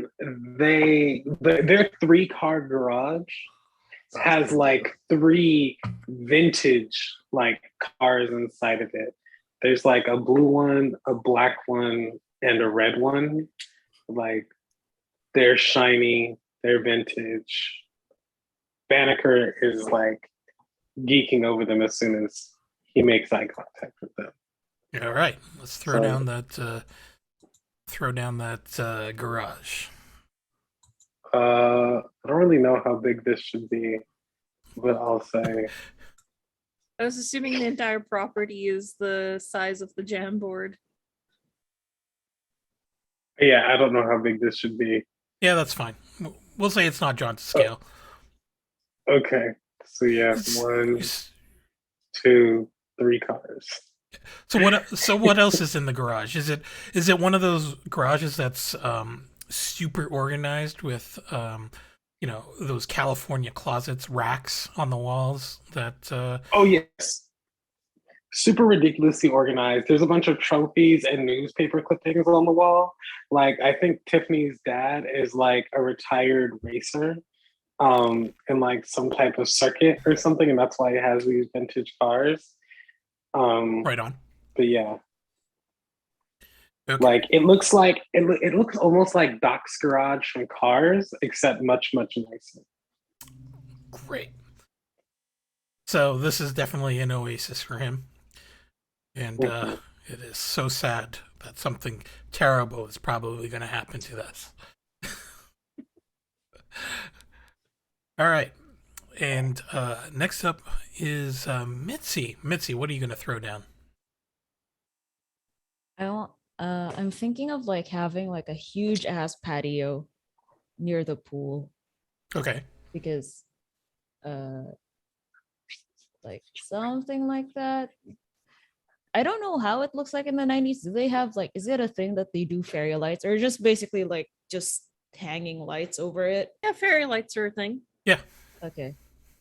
They're just made out of actual bulbs rather than LEDs. Now. Oh yeah, the ones that burn up. Yep. Fire hazards. And also like I guess the nicer ones probably were not like linear where if one bulb goes off then the entire fairy lights go out because it's probably one of the nicer ones. Okay. Yeah, a patio, like a fancy ass patio with it's outdoor in decorated, indoor, like the interior decorator went Oh, like a ham with it. deck. Yeah, like So I don't think they really have like decks in Texas because this place will say doesn't really have much of a lawn out there. oh okay, yeah. But we'll say that the patio has is cement and it's got like a weird Like a shade. like trellis thing that's going Yeah. on. Oh yeah. That's where the lights will hang off of trellis. I think that's it. Yeah, And- trellis would be. And there are 3 grills there. All of them are propane grills, and you'll see that loaded with accessories, like everything that you could possibly need for a propane grill is out there. Is there like a rotisserie and like a pizza oven? Yeah, sure, why not? Oh. We'll throw down a pizza oven, got a rotisserie, smoker going on, the works. Like, which chef am I thinking about?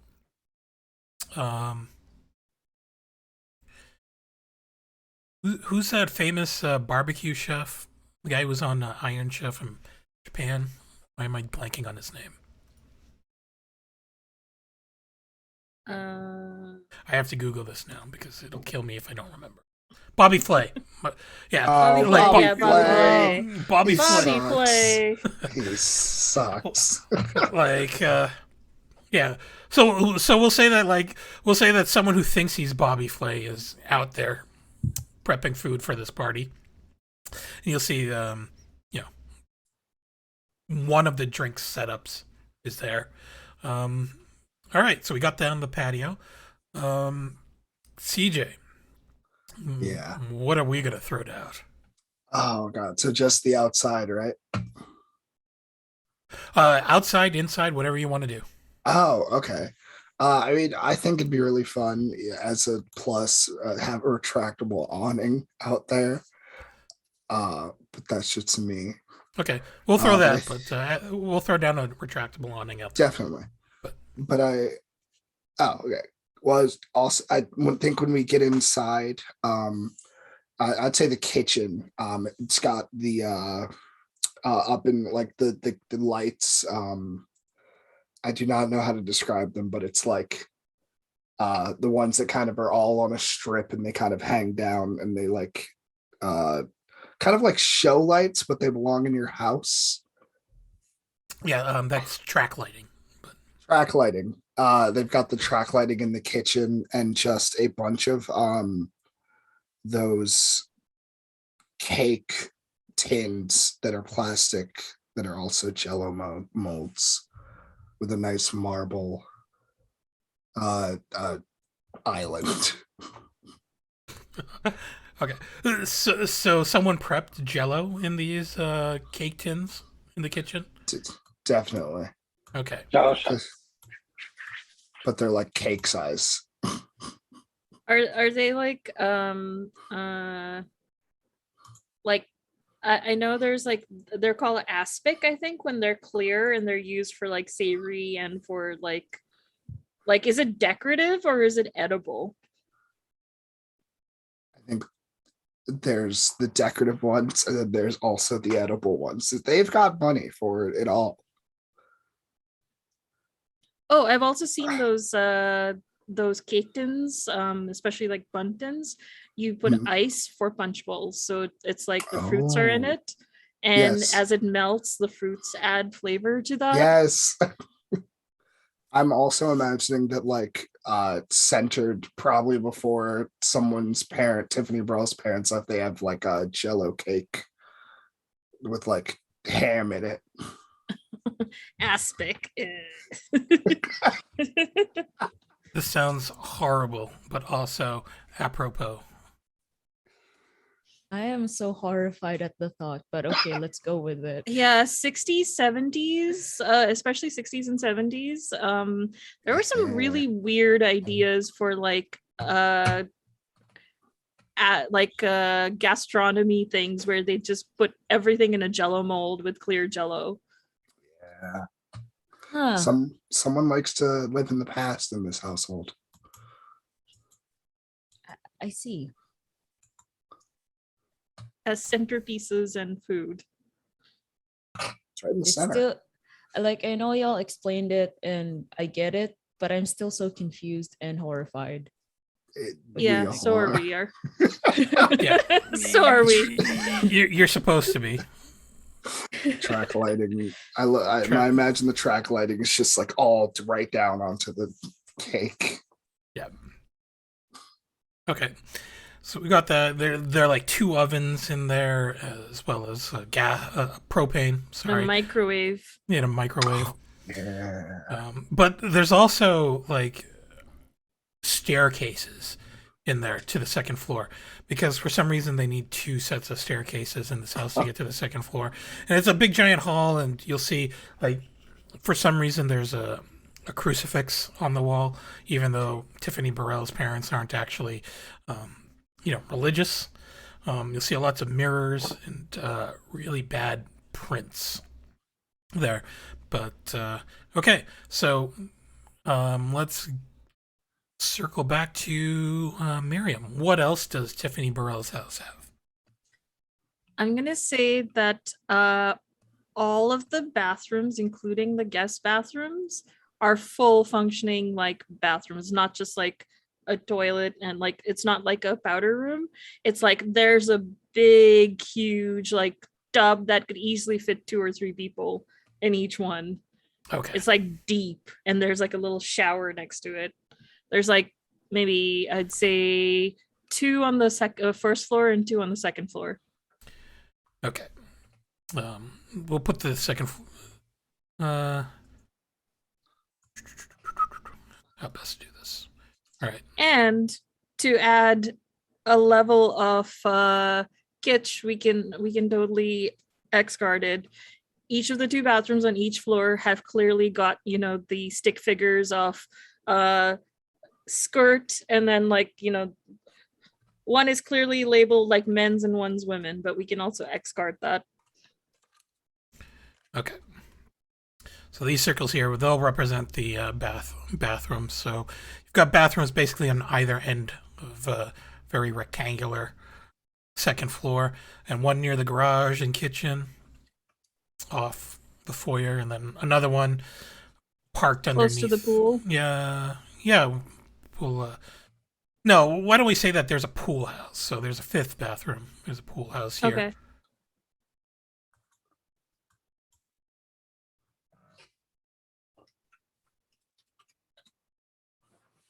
I have an important question. Absolutely. Do the bathrooms have bidets? No. Yes. Oh no. Oh no. Sad. Okay. You would think that these Texas McMansions would have bidets in their bathrooms, but no. They think it's un-American. Are we talking about the hose or like the separate, you know, where it looks like a separate toilet with It's a hose? it's a hose. It's a Okay. hose. Yeah. Because I've I don't seen think houses that have a separate like a bidet where it's the size, if it's a little smaller than a toilet. Oh. No, it's just the hose, like handheld. Yeah. Oh, those are actually a lot less common. If Oh, ever. really? Yeah. Huh. The things I learned. I know. At least in North America, what I've seen so far, if a bidet exists, it's going to be that little second toilet, half toilet. Either way, in this house, there's apparently no bidet, so I'm disappointed. Like my Zero character is bidets. disappointed. I as a person am disappointed. No bidets, no tabo. It's very uncivilized. All right, Nicholas. What else do we have? So I'm okay. So I'm stuck. I'm really stuck. I'm stuck between adding in those glass block walls and like recessed lighting, or adding in like a room that has like whatever the latest game system is. Like I'm sure there's a 64 or like a cube in there, like that's like up on the second floor, that like nobody cool is inside of this room, but the room exists. Okay, so you want to put this on the second floor. All right. Yeah. Yeah, so throw that down. But we'll say that this room doesn't have an actual door. It has like one of the walls is that glass square thing that you were talking about, Mhm. and there's that recessed lighting behind it that lights it up all the time. It's really annoying and very scary at night. Okay. Cool. Where's the second floor? Where do I put the second floor stuff? So everything on the to the right of the dashed lines that I threw down there. Okay. I think I'm drawing this too big. Yeah. Game room. Absolutely. Next to the bathroom. Next to the bathroom. Yeah. Yeah. You know what? That's pretty smart. That's very, very smart. Okay. All right, Mitzi, you're up. Hmm.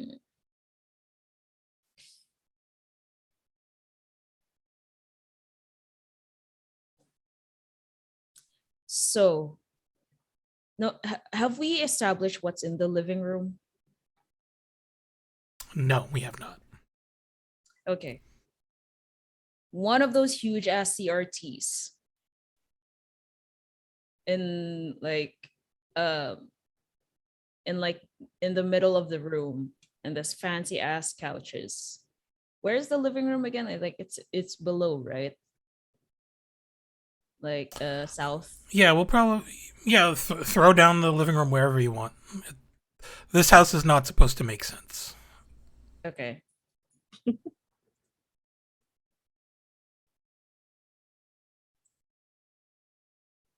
I'm not gonna put it in if that's all right, but basically there's a huge ass CRT, and there's like lavish couches and a centerpiece that is supposed to, I mean, looks expensive, but it's just gaudy,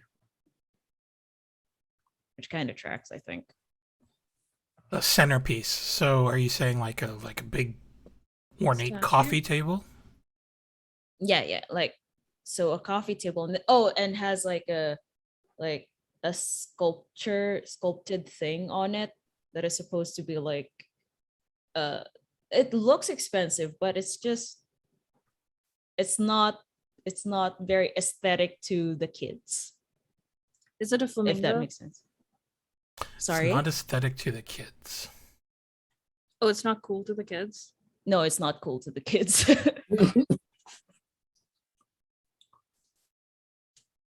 we can establish Is- that later, but that's Is basically it a flamingo?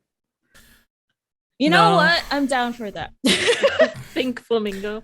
Pink flamingo. Okay, we'll go with the pink flamingo. For some reason, they decided to put a pink flamingo in the middle of the living room. It's the same person that loves to eat weird cakes. They're making an art statement. Okay. It's probably not the racer parent. Yeah. All right. And CJ, what else? What are you going to throw down? I think I'm gonna head back up to the upstairs. All of the rooms, everyone's bed has a bed skirt on it, and as well as God, I lost my train of thought immediately after the bed skirts. All I'm thinking about is bed skirts, but bed skirts as well as those half beds in everyone's room that kind of sit at the end of the real bed or in the corner right next to the windows. And sliding doors, because that feels right. So, all of the bedrooms upstairs, how many bedrooms would you say that they have here? I think they have 4. 4 bedrooms. Okay. So, technically, that means they have more bathrooms than bedrooms in this place. That tracks. That tracks. Okay. And they don't have traditional doors. They all have sliding doors to get in, because Mhm. apparently this family doesn't believe in privacy. Fishbowl. Fishbowl. It's okay. I'm not sure how Tiffany thinks about this, or Ephraim, but you know, I I'm think sure they make it Tiffany's work. put up like curtains or something, like a privacy screen.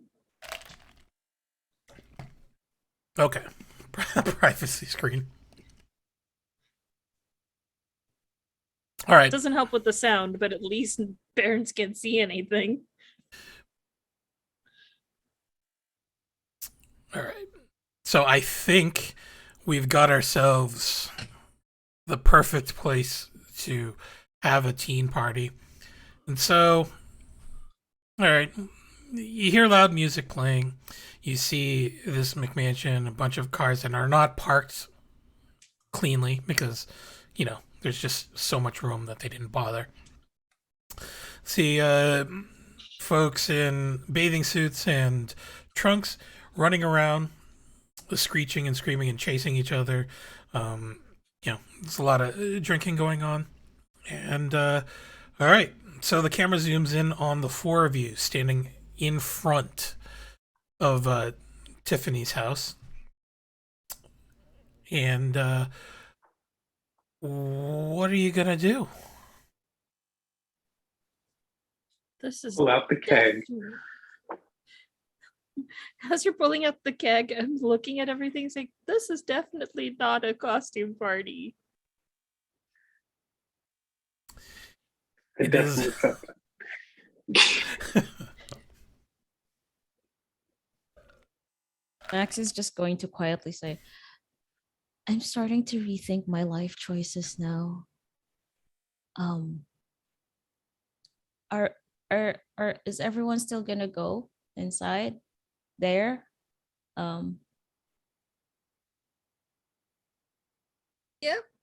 If you don't feel comfortable, we don't have to go, Max. Looks at the guitar. You know what? I came this far. Might as well, I think. All right. Throws the keg over one shoulder. How heavy is a keg, by the way? Very. Dang, Banneker! Banneker is struggling, like Yeah. like their arm is shaking. Like, can we just go? Yeah, I just do this, yeah. hold it, like give like the barest amount of support from the back. You see, you'll just hear some random yelling from folks. Yeah, Bam Bam. Way to show off that core strength. It's probably the jocks that are saying that. I'm Thank scoping you. from behind like this, just like. Wait, so you're saying Tinkerbell is doing this behind the keg? Yeah. So right now we've got Banneker Bell, not Dinkerbell. and Oh, Belle. Belle! Belle in the Belle. yellow gown. And Oh, I was like, this whole time I was like Tinkerbell. So like the image no, in that my head was in the morning. That was Oh, for okay, lunch. okay. There we go. Gotcha. Still funny though, Belle. Yeah. So Banneker and Belle are now going off to drop the keg off somewhere, and I assume try to tap it. Mhm. So what are Max and Roger gonna do?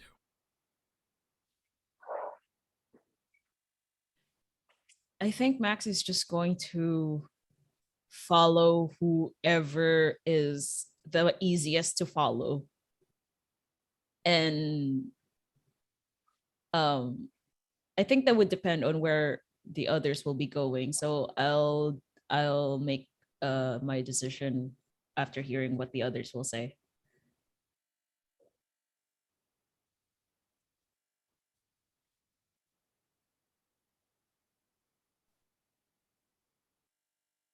So what's Roger gonna do? Oh, sorry. No, that's all right. Food. So actually, yeah, that's also what Roger's gonna do. I think Roger's gonna go straight to the kitchen in search of good snacks. Okay. So Belle's got the snacks that they brought. Banneker's got their keg, and Max is looking fairly timid and carrying their guitar. And Roger's got his inventory of pagers following to the kitchen. And as you get into the kitchen and you see this travesty of track lighting and weird decorative cake tins that may or may not have jello inside, you'll see that outside of the kitchen, you'll see the full view of the patio, which seems to be where both a band is set up with sound system and all that. There's the pool, there's the food going on, and that's where all of the alcohol is also being set up on. So it looks more like a backyard party, and I assume that you guys are going to go there.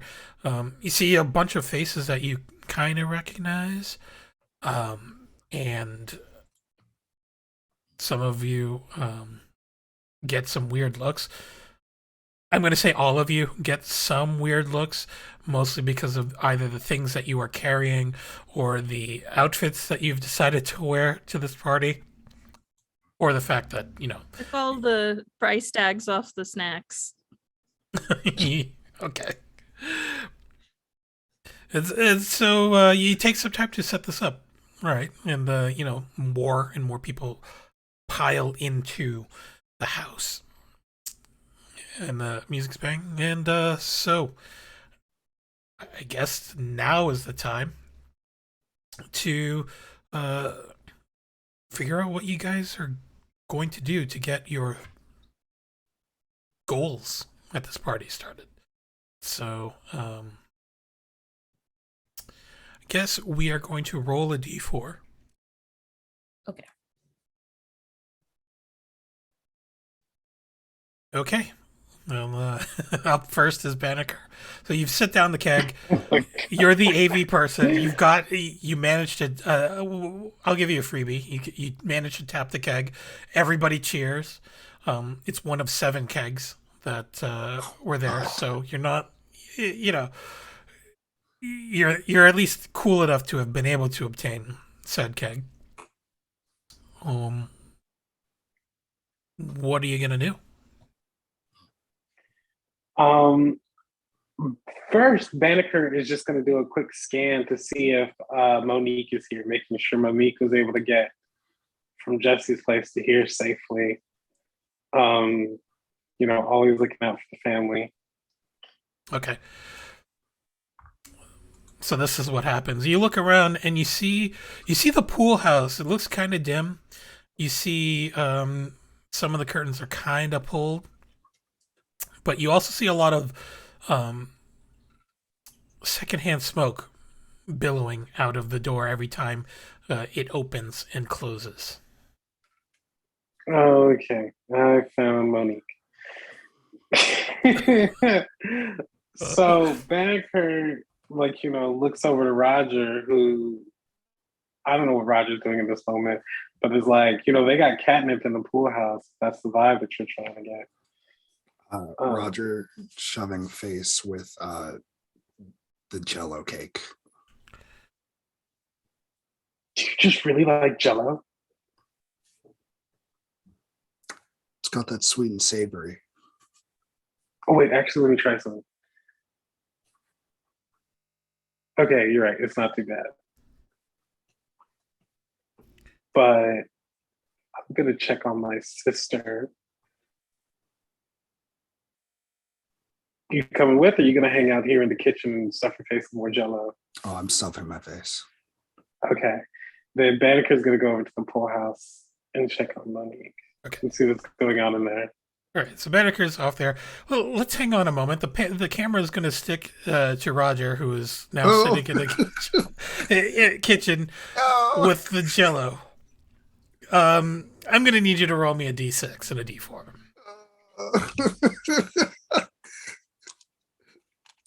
Rise. Let's see. A 6, but a 1. A 6 and a 1. Okay. So here's what happens. The Jello wasn't just Jello. Okay. Oh no. These were Jello shots, and there was a hell of a ton of vodka in these Jello shots. Is there ham in here? Is it like the martini shot, the Jello shot, or something? That's why there's little olives in them. This is cursed. This is cursed. So you are now getting the experience of going to a high school rager, because right there within 20 minutes of arriving,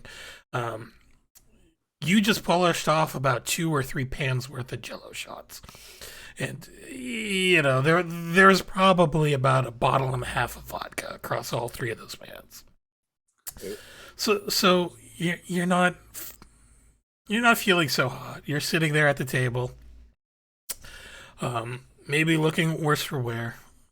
You see a lot of people just looking at all the empty Jello molds and thinking, man, dude, that's a lot.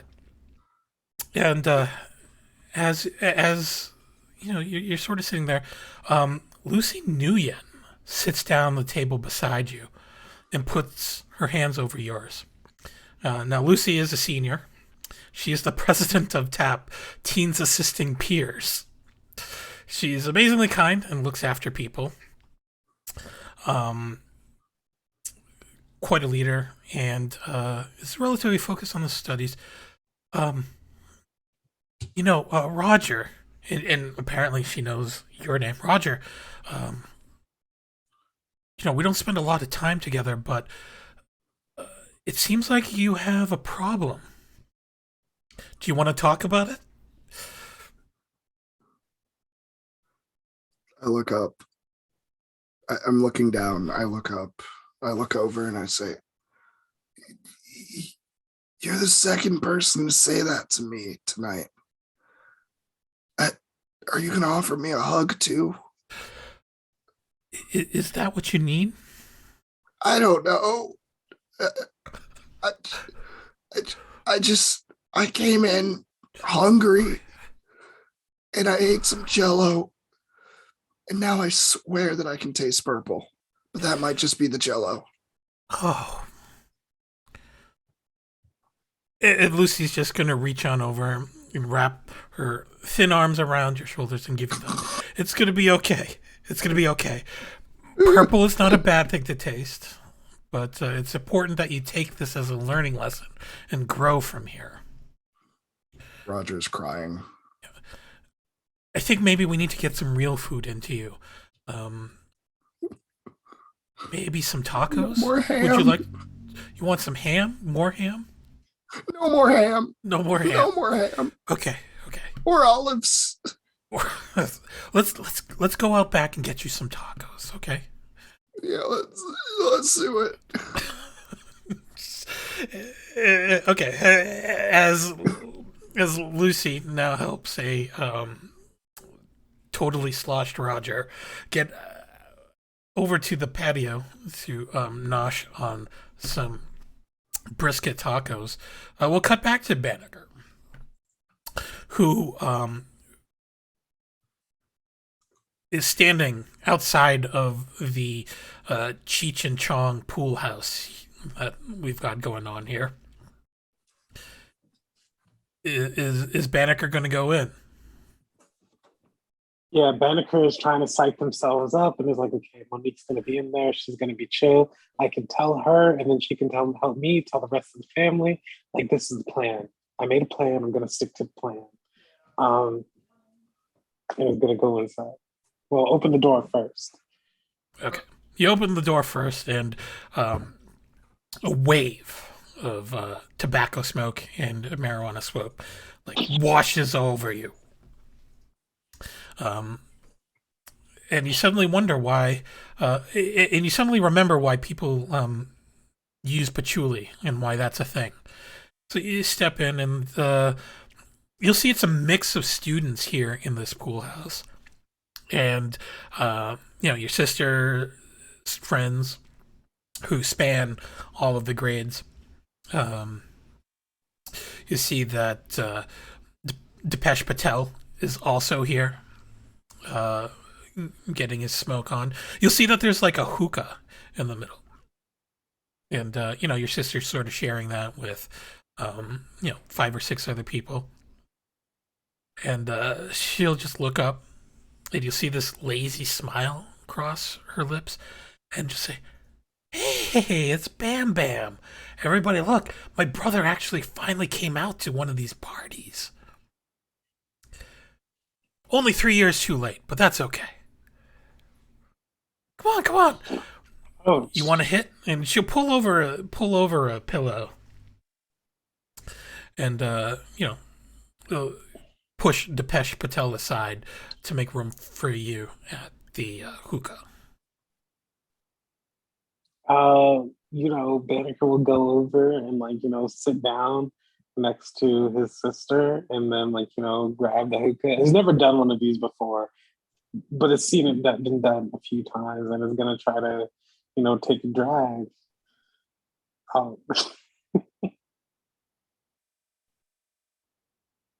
Okay. So, okay, we're going to do this roll. I'm going to need you to roll a d6 and a d4. And so this is going to go for both what you're intending to do here, but also not choking to death on the your first take. I got 2 1s. You rolled 2 1s. Okay. Wow. You feel the smoke just completely fill up your lungs. By the way, you're on mute in the Google chat, so I don't think you're Oops, my bad. there. You And go. now I'm. Okay, cool. So you feel like your lungs are about to explode. Your eyes start watering, tears start dripping down, and all through that, you taste. You taste the tobacco. It's very rich, with hints of apple, for some reason. But as you turn to your sister and try to speak to her, you just cough and hack and send the smoke right all over her face. This apple. Yeah. I can't believe you just did that. And I'm so sorry. I'm losing some cred because of you in this. And you see all of her friends just give you the side eye, and see someone take the smoker hook off your hands, wipe it down, and take a hit, and just to show off, you'll see like they'll puff circles as if they were pulling some Gandalf crap. That's It's really really good. Yeah.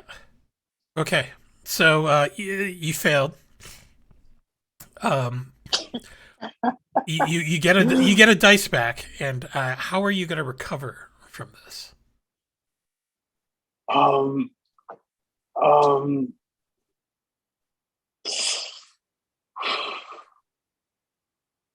don't know. I really don't. Okay. So we'll pause there, and we'll let you think about that, and we'll cut to Max. So, Max, where are you at this party right now? I think wait, quick question. Where is AAA right now?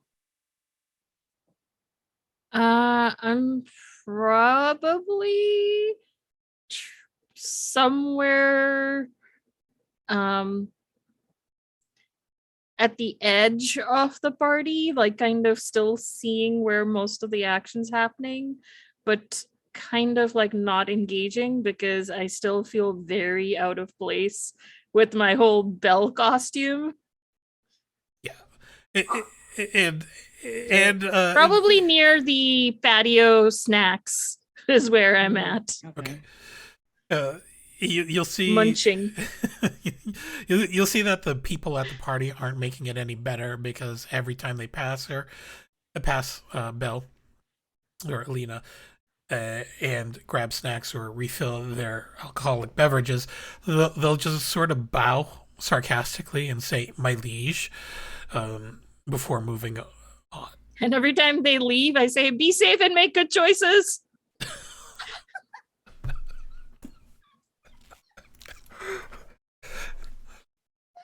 And and Roger will hear that as well, just to hear the be safe, make good choices. It's too late. but Lucy's just patting Roger on the back. It's like, it's okay, you're safe. That matters most. Am I? I'm just throwing like a whole bunch of Cheetos in front of you. If like, eat up, there's protein in this, I think. I am just swiping like a gremlin. Do you just have like double fist 2 bags, big like family bags of Cheetos? Anything to help me. And tacos. All right. So that's what you see, Max. Okay. I think it's very confusing for Max because this is like the first time they're witnessing anything like this at all.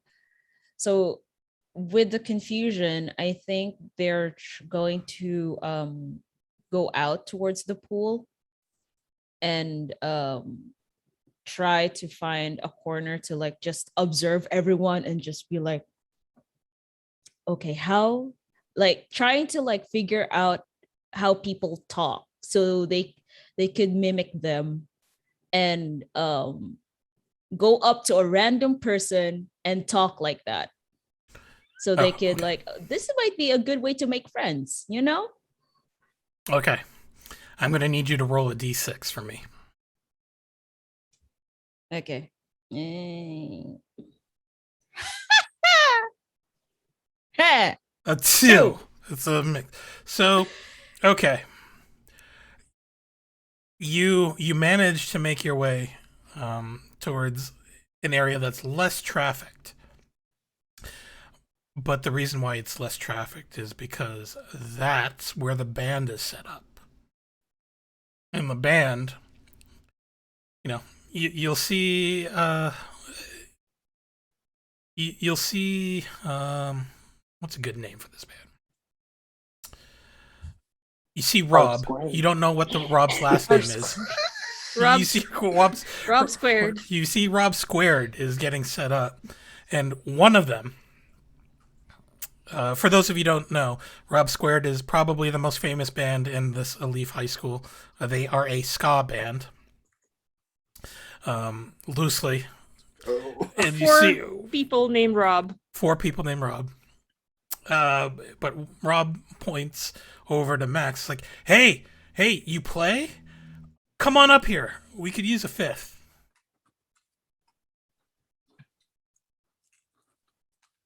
Sup?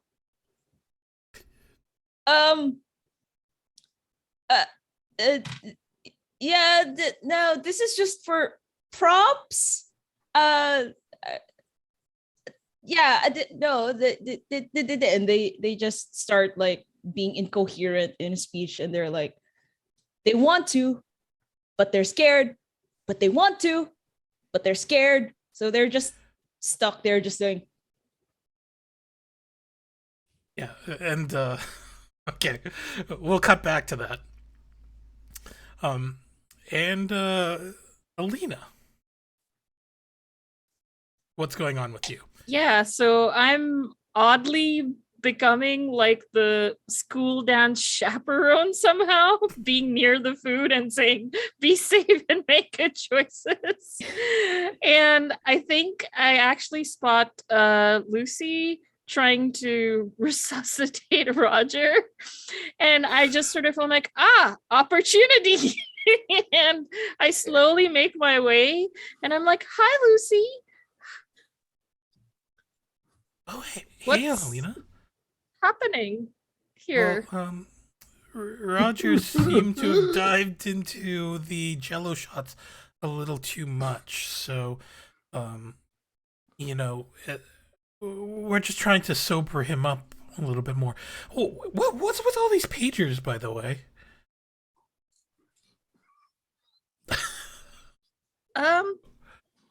Can I try to be like a wingman or something and try to help? Absolutely. Okay. So yeah. So what are you trying to help here exactly? Are you trying to help Roger like sell pagers, or are you just trying to help Roger sober up?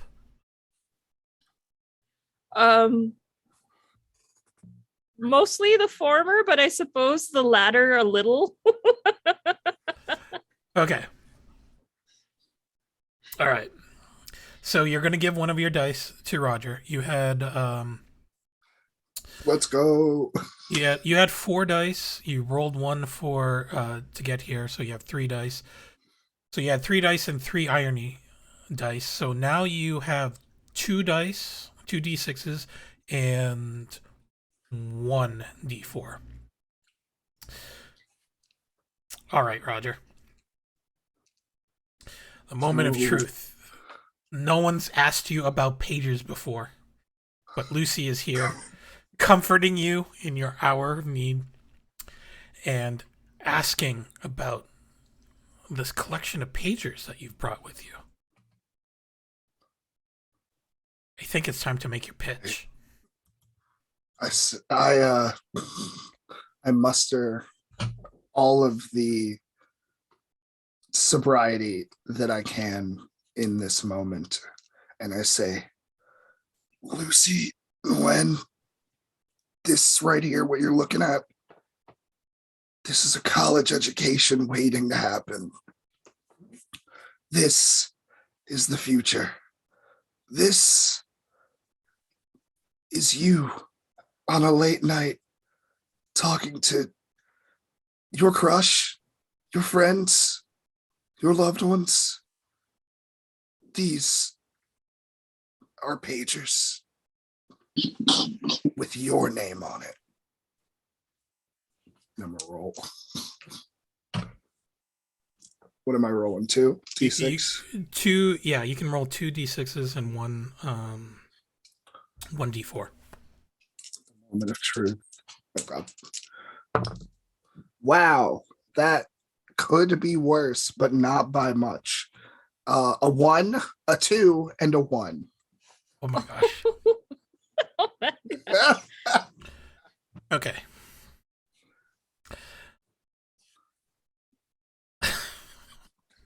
So we'll give you a 2. Sick. We'll give you 2, but you got 1 irony dice. So there's going to be an unintended consequence. And we are going to all right. So this is what happens. A pager. Oh, dope. I've never been able to afford one of these things, and my parents would never buy one for me. But you know, I always felt like we as teenagers need to be more connected, and you know, if only we could just reach into our pockets and pull out phones to text or call each other wherever we are in the world. But I think this pager is the next best thing. How much?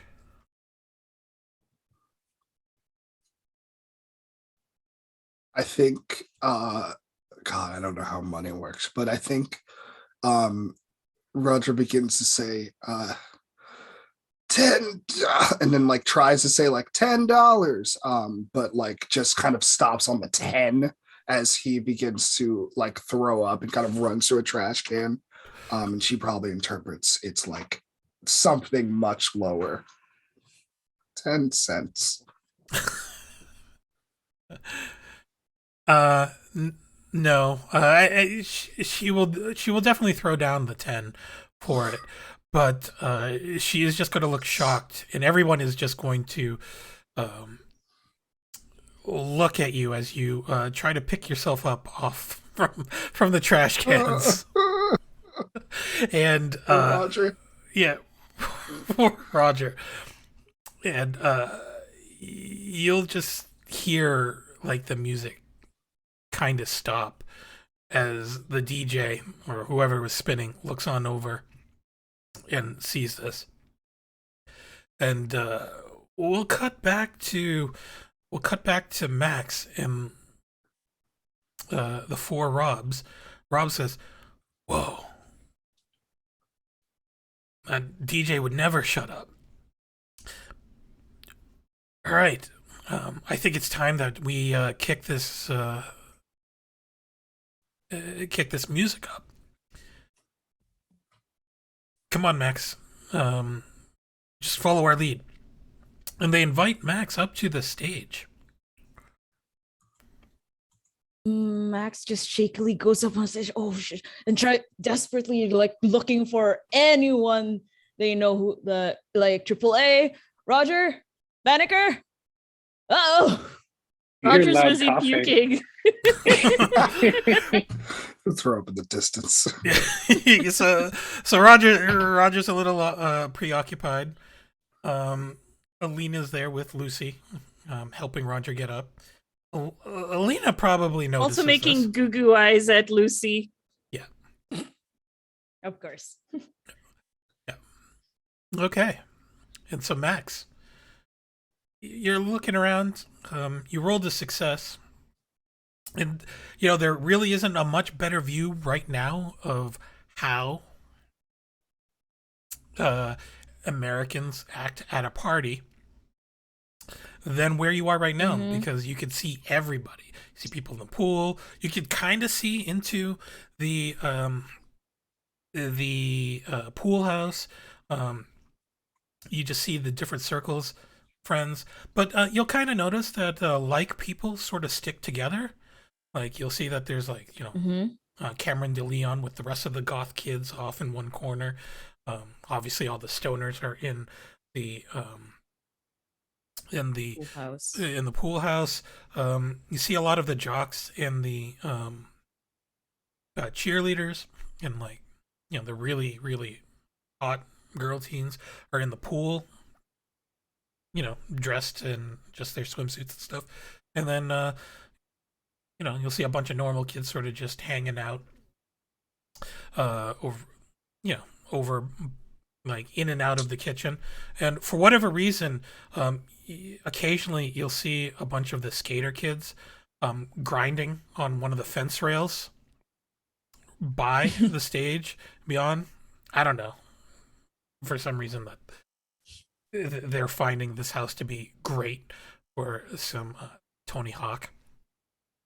And then you see a bunch of flashing lights out from the bedroom windows or the game windows there. But yeah, that's what you learn. You just learn that people just be themselves with their friends and folks who are kind of like them. Max has this realization like, oh, it's not that different from a family reunion. I see. Okay, I can work with this. I think I can work with this. They're not family, but yeah, like that's that's what they're just thinking right now. But then they realize, oh, I have to perform.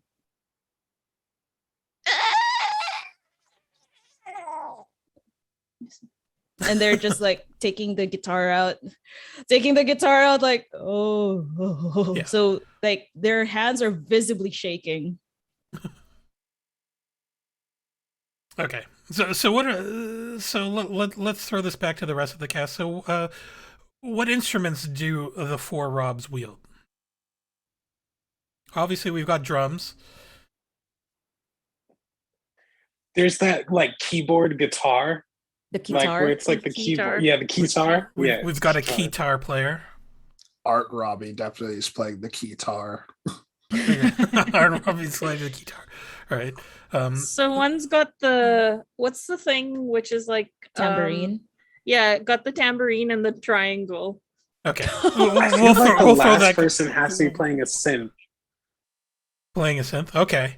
So it feels like so we've got the percussionist who's got a triangle. The percussionist for some reason has like a Neil Peart sort of setup with like a massive like drum organization that it takes up like half the area. And you've got a keytar guy, and you've got someone on synthesizer. So, like, and Max is here with an acoustic guitar. This is the weirdest trumpet, hornless ska band I have ever seen. I feel like the synthesizer, the guy on the synths is gonna have to play all the horn sections. Or maybe or maybe all four Robs don't know what ska actually is, thought it was the latest trend and said they're a ska band.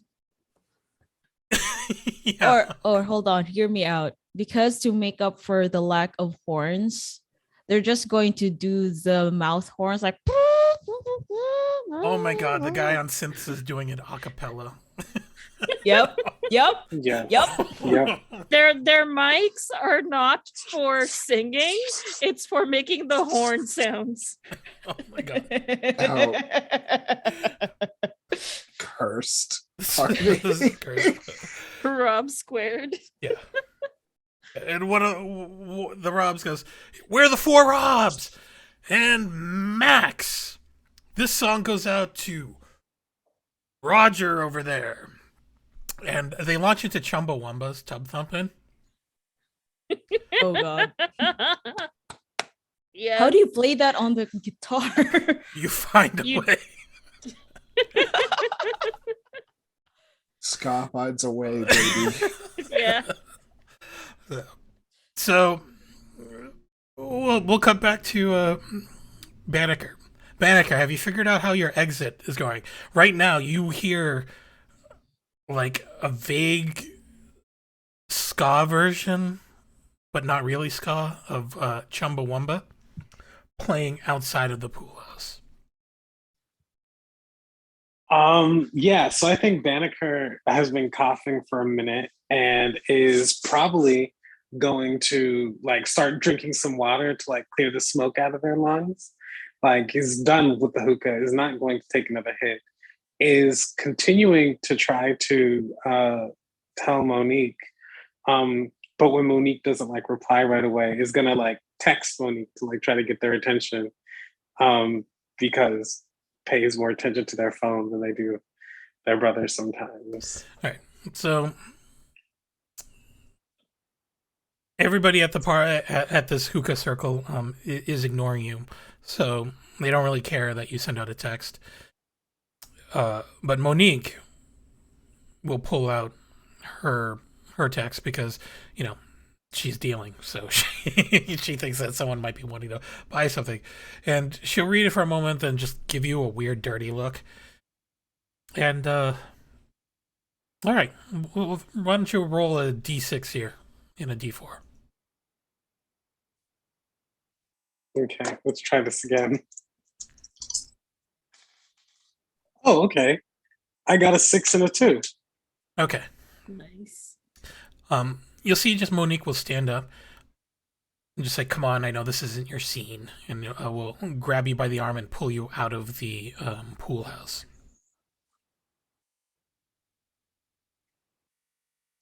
And they'll what was that? And they'll take you to the garage, actually, because they figure that might be the quietest place in there. And all right, what is it? What do you want? So you see how these like cars are like these really nice like vintage cars, but it's like a shame that they just stay inside of this garage and they don't get to go out on the road. They don't get to explore. They don't get to see other things. And Monique, sometimes I feel like one of these vintage cars, and maybe that I need to go out on the road and explore, and I can't just stay inside of the garage forever. Do you understand what I'm saying? So Monique looks at the cars in the garage, and some of them they're all rocking. The windows are all steamed up. Yeah, this is the place in the party that hookups are happening. One of the places. I mean, I don't know how I could get you to hook up with someone. I don't think my friends are really that into you. I'm not sure what you're getting at. No. I'm not talking about hooking up. I'm talking about I've been accepted into college, into university, and I'm gonna be going away in the fall. Oh. But Mom and Dad think that you're going to University of Texas. You know, local. I know. And that's why I need your help to tell them. Well, okay. I mean, I think it's good for you. And, well, the farther you are, the less We're likely the you are going oldest. to assault my game. So, okay. Okay. I'll help you out.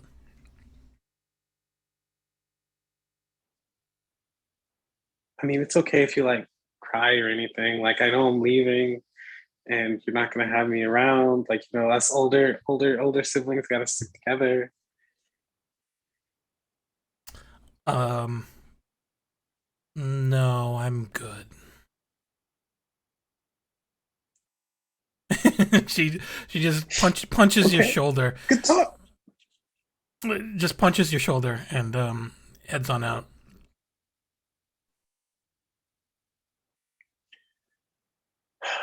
Leans against one of the cars, but when the car starts leaning back, immediately gets off of it. Yeah.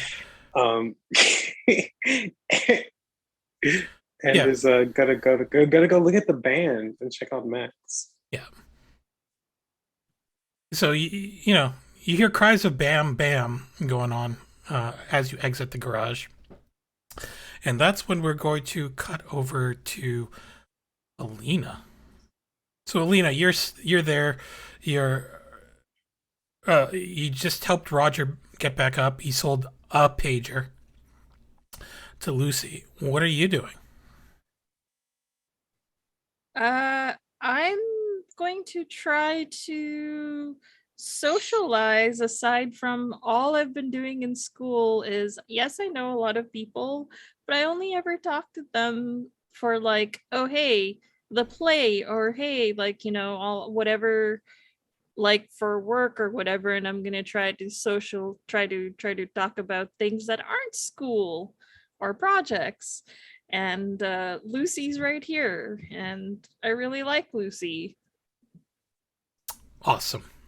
And yeah, just be like, hi, how are you doing? How are you finding the party so far? I mean, And that's what I want to say, but what comes out of my throat, what actually comes out of my mouth is, how are you partying? um, oh, I'm partying just fine. I mean, I only really come to these things just to make sure that the more vulnerable of us teens don't get taken advantage of.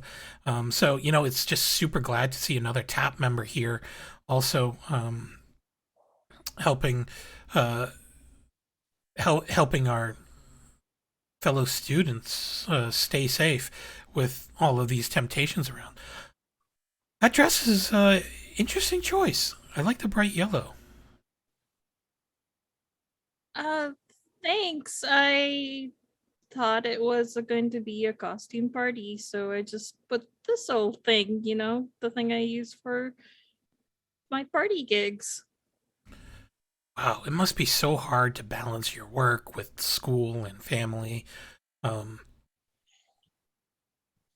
you know, it, Yeah, it is. Babies are expensive, so I gotta figure out my own way college. So this is one way to start. Eh, I guess community college instead of one of the big ones. oh, I see. Well, yeah, I'm going to be going to oh, I'm not going too far. I am going to hang on a second. I needed to make sure that this place is where I think it is. Yes, it is. Well, I'm just going to Rice University. It's right down in Houston. But Oh, if you're going to community college, then you know maybe we'll still get a chance to spend more time together. And if you uh, get good grades and do well in community college, you can then transfer to like Rice. yeah, that would be great. I mean, I've applied for scholarships, but they're no guarantee, and just gotta I I just need to make sure it's something I can afford rather than, all of these uh things where I've heard where, they give you a loan and then you're paying them until you're 50.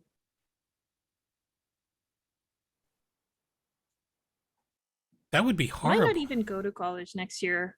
I might just work for a couple of years and then go to college. Okay.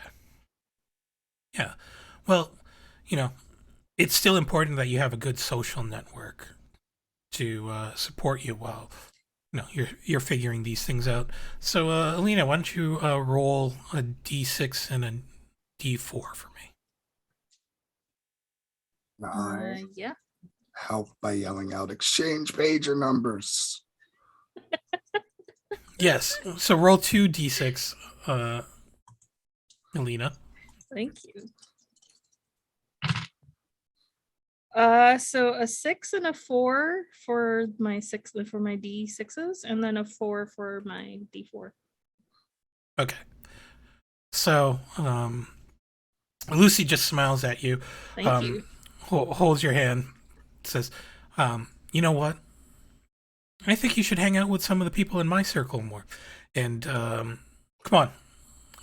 I'll introduce you and, you can talk about figuring out the rest of our futures. And as she's pulling me away, it's like sort of Bollywood slow motion of where everything kind of like there's a wind blowing, and I'm just like staring at her, the back of her head as she's just taking me. I slide you a pager as you're walking away. This one's on the house. Thank you. Just clip it on my belt. Okay, Max. So, you've been rocking with 4 rubs.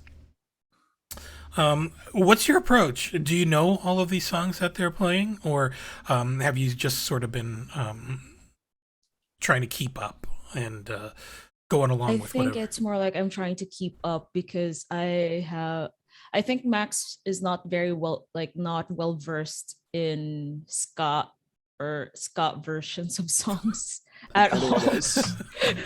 Neither are they. Neither are they. I think would Max notice like how people are reacting to the song so far? Yeah. So, hang on, let me just pull this. Yeah. So, they're jumping in place. They're moving their heads along with the music. They're skanking, kinda. I feel like they're not sure whether or not your version of tub thumping is skankable too. That's ska dancing. That's what I remember. That's what they call dancing to ska music is. I was so confused when you said that. I was like, what? Yeah. I kind of got where you were going for, but it was the first time I heard it. Yeah. Okay. So. Same. I swear to God, now that I think about it, I wonder if the person who was telling me about that. Okay, we'll back up. I went to a ska concert once when I was in between high school and college. It was for Real Big Fish, and this was down in a place called Lupo's in Providence. And when I was telling my friends about it later, they said, "Oh, were there a lot of people skanking?" And I'm like, "What's that?" Skanking. And then they just started doing the dance that folks. So that was the only time I ever heard of that term then. So I don't know if they were just trying to mess with me or if that was really the case. But I'm going to go with it. And we're going to say that... it's real.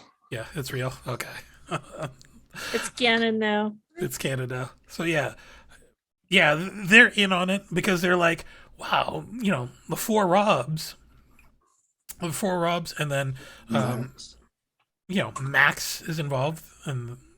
they don't sound all that bad for a high school band. And Yeah. So Max, roll me a d6. Do I still have 2d6 left since I failed the first one? Was it a failure? No, you Two. did not do a failure. 2 and 3 was a success with a twist. Oh, okay, gotcha. Yeah, the twist was putting So you I up only on have stage. 1d6 left. Yes. Yeah. Okay. That's a 1. Oh gosh. Wow. Mitzi is now gonna say, "Help!" I mean, am I able to? Well, I want to hear what happens first, but I did have something I wanted to assist. Okay. All right, we'll do it this way because I feel bad for putting it on the spot. Like, all right, thanks everybody. We're Rob's to the max, and yeah, this next song is Hey. Max's solo. Yeah, Max is going to choose our next song. Yeah. Max is gonna say shit, but Mitzi's gonna be like, "Oh, solo." I see there's an instrument behind you, Mitzi. We'll get to that. We'll get to that. Yeah. All Oh, right. yes, go ahead, Anino. Yeah. And so there's pause. And now the crowd is looking up, restless and expecting you to kick off the next song. And there's just crickets right now. Mm.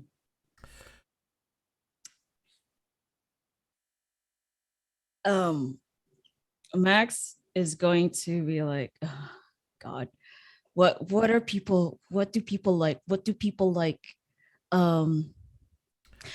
And with that, I'm gonna do a thing real quick. Hold on. I'm excited. Give me a second, y'all. Is it hearable? Yes. Yeah. Great. Skunk. I don't know how to do ska, so don't expect me to do ska. Well, it's your solo. You can Yeah. do whatever you want. That's true. Hold on. How does this go again? So they're going to do something like anyway, here's Wonderwall. And all the roads we have to walk are winding. And all the lights that lead us there are blinding. I don't know how this one goes. There are many things I would like to say to you, but I don't know how. Because maybe you're gonna be the one that saves me. And after all, you're my wonder wall. And that basically that's the whole song that they play. I can't play the whole thing because I can't remember how to sing. It's okay. So these kids are kind of fickle. They're not sure whether or not they like Oasis or if Oasis has sort of passed things along. So right now, the four Robs, they're having trouble keeping up because for some reason they don't understand or know Oasis. And we'll count that as, part of this failure. So Yeah. So you do actually get a dice back. How are you going to recover for your sudden lack of a bad backing group? I'm going to try to play again, and I'm gonna tell them, can I do this alone? Is that all right? This next one, at least. So they can't hear you while that is going on. Oh, okay. Okay. So Banneker, You did you know say what? you wanted to help? Is this like is Yeah. this during the song? Like the whole like me trying to recover? Yeah. So, Oh, okay. Now I yeah. understand. Okay, gotcha. So, Banneker, what are you gonna do? Well, so first I wanted to kind of like get closer, like to the stage, and like, what does Max look like? Like, is Max like trying to get them to quiet down, so that because Max has a whole acoustic set, and they're the ones that have like, I mean, aside from the drums, Yeah. I do electronic stuff. Yeah. So, they're all over the place, frankly. Um, and it's really overpowering what Max is trying to do with their acoustic. You know, it was okay before because Max was just going along with whatever they were doing, but these guys were their own sound engineers, and they basically just put every dial to the max. Oh, ouch. Yeah. Ooh. So Banneker wants to help by going over to wherever this stuff is plugged in and basically just start unplugging them, so that way Max can go. Yeah. Yeah. So can we tweak that? Maybe, I mean, like, maybe you're doing the sound engineering stuff to balance everything out here as opposed to just straight up unplugging. That sounds even better. Okay. All right. So, Max, you get to roll 2d6 this time. 2d6. Okay. That's a 7, 6, and a 1. Okay. So, with the help dice, that means you get to choose the better of the two. So we'll go with the 6.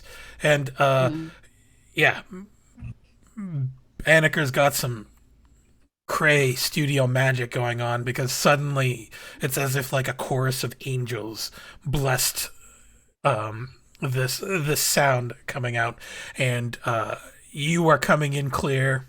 Your voice is belting it out, and the crowd just starts singing along with you to Wonderwall to the point where it doesn't even matter if you and the Four Robs are like off key or not really in it. Their singing overrides that, and yeah.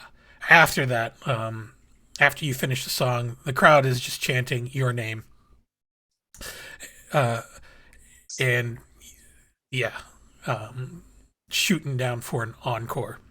So awesome. Okay. So I think that is the end of Act 2. Is everyone's attempted to resolve or attempted to accomplish things that they wanted to do at this party. Some were a little more successful than others. But okay, the party goes on. You guys all suddenly blink, and it's 7:30 in the morning, and you guys end up at a IHOP. All right, so this is the time for the denouement. This is where all of you sum up your night, what happened, and then you tell us what happens to you when you're 30, where you are in your life at that point. 30. Okay. So everybody just roll a d6 for me. 6. 1. 4. Okay. 3. So Max, the camera pans over to you. I'm going to assume that all 4 of you are hanging out together at this because you're all going to leave together, right? Okay. Yeah. So, Yeah, I picked everybody. Like, I'm still driving them home. yeah, I think you guys are not going to school today. So camera folds in on Max, and Max, what are you eating? And why don't you sum up the rest of the night? Max would be eating a pancake that's I don't know if it exists at the IHOP, but I'm going to say it anyway. A pancake that's marbled with chocolate. So that's like 3 huge pancakes, and there's like a dollop of butter and some peanut butter, and they're just like swishing everything around and putting almost an unhealthy amount of syrup. Okay. So, the two reasons why you went to the party was you wanted to learn how to interact with Americans, and you wanted to try to make some friends outside of the academic contexts. And, I feel like you did. You got to see a real American high school party, and you basically got adopted into the Four Robs. They're a circle of friends that are outside of that academic context. So tell me how Max is feeling after all of this. Max feels like a catharsis of sorts because that's what because they've been so lost in a social interaction space because it's so hard to navigate. But they're like, okay, I can I can um I can get through like those hoops and loops of making friends. Okay, I think I have a structure now. So they're like more relieved and reassured that this is just like a blip, honestly. Awesome. And so the picture is going to freeze on you for a moment as you look up and you smile through a stack of pancakes. What does the text scroll say underneath your name on where you're going to be in 30 when you're 30?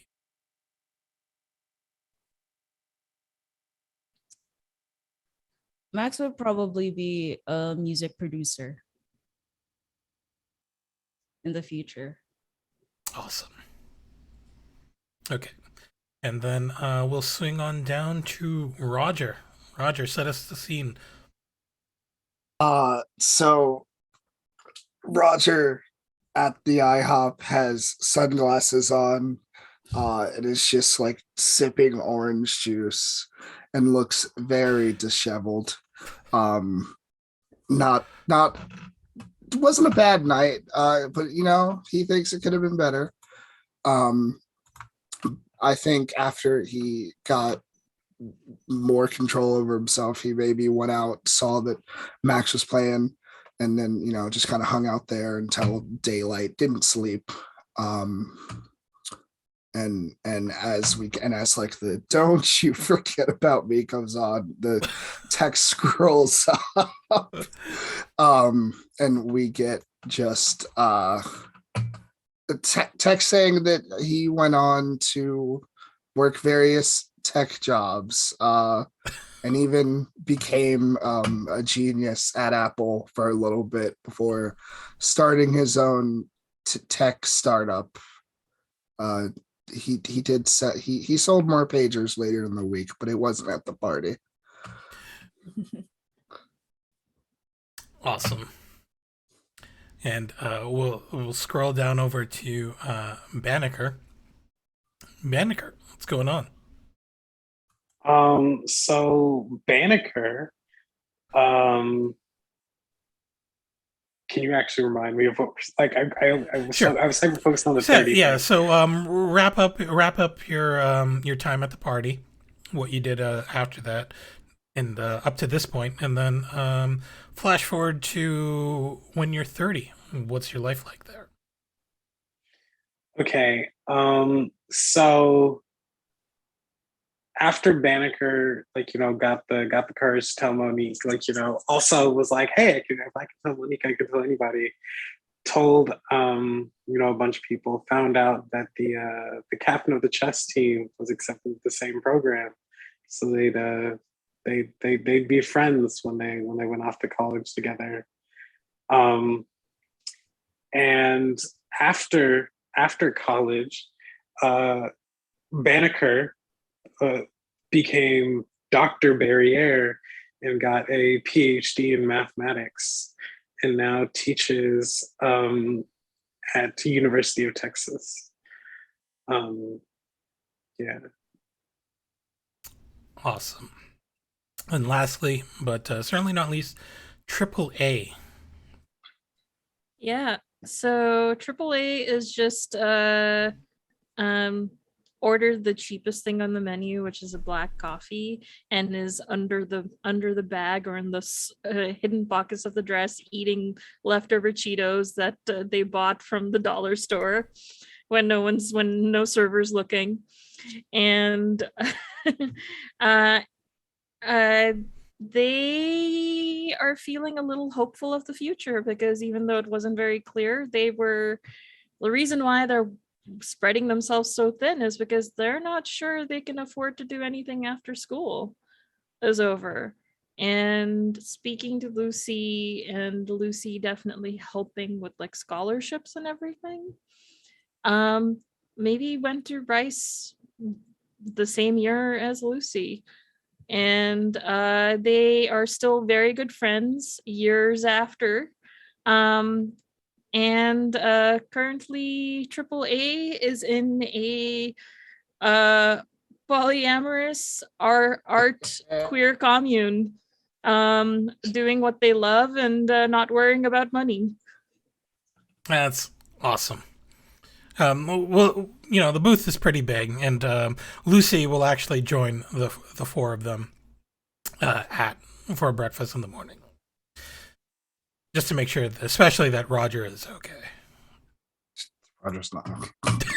Just not okay. All right, and as Don't You Forget About Me, the ska version plays us out. By Rob to the max. By Robs to the max.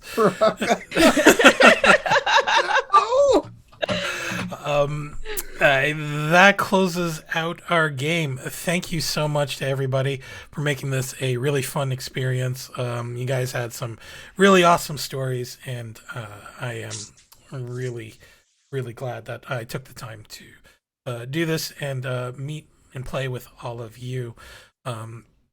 So it's time for outros, and first things first, we'll start with Miriam. Tell us who you are, where we can find you, and anything that you want to plug. So I'm Miriam. If you want to find out all the things that I'm doing, Twitter's the best way to do it. At media_junkie. I am a TRPG writer, cultural consultant, streamer, podcaster. I skulk around here in Huetopia as one of 3 raccoons in a trench coat known as caretakers. And and I'm also one of 3 co-hosts for their Super Geek, which is another show that I'm on the Misdirected Mark Network. I don't have anything immediately coming to mind that plugging. There will be a special game Roulette Bluebeard's Bride episode coming up in November, so stay tuned for that. And that's me. Awesome. Thank you so much. And next up is Nicholas. Hi, Nicholas, new to, I guess, like the TTRPG space. On Twitter, I'm Math and Madness 1. I don't know, I just like games, I like community. And I'm not really sure what else to say at this point.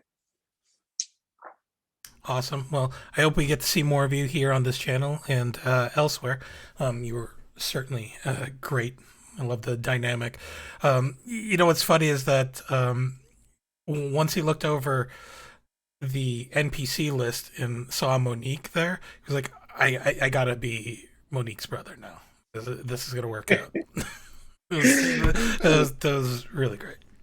Next up is Mitzi. Hello.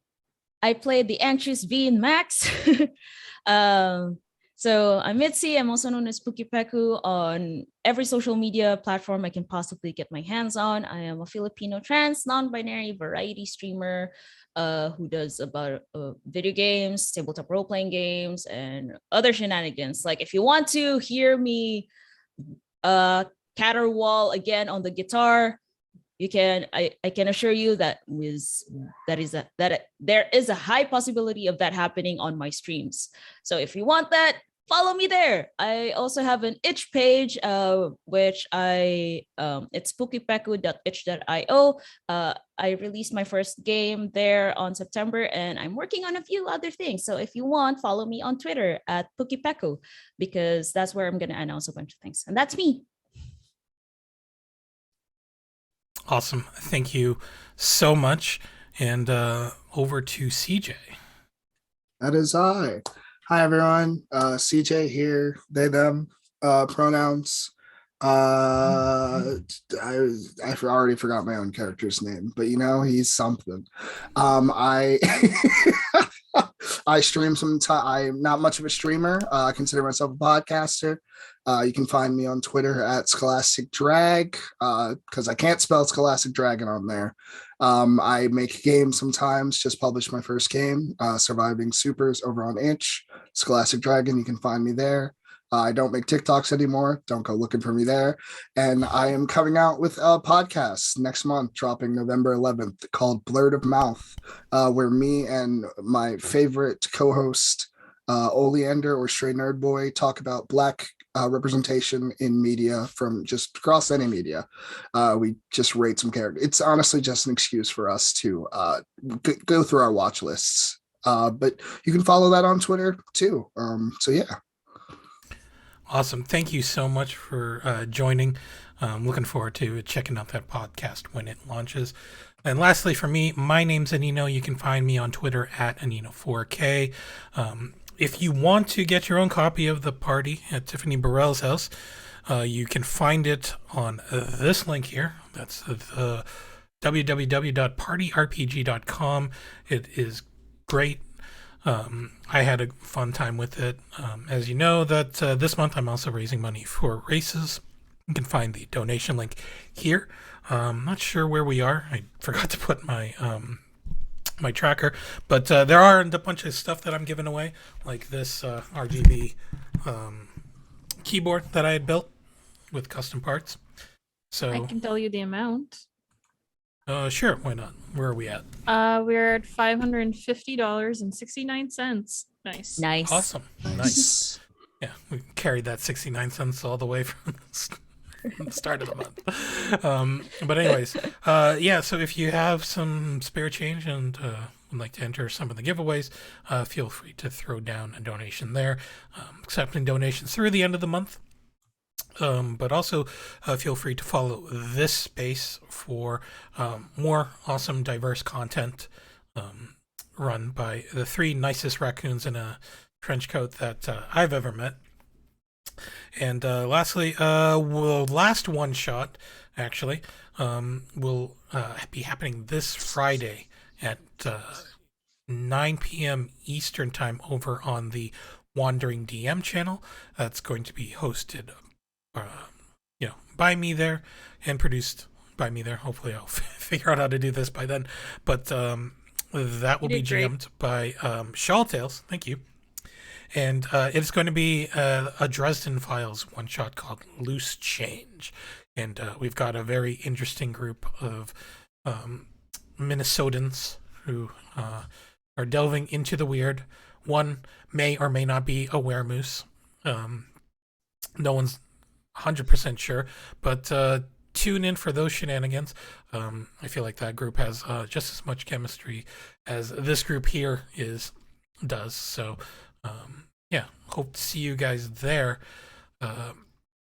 Until then, this is Anino signing off and encouraging you to be your most thoughtful selves. So take care, everyone.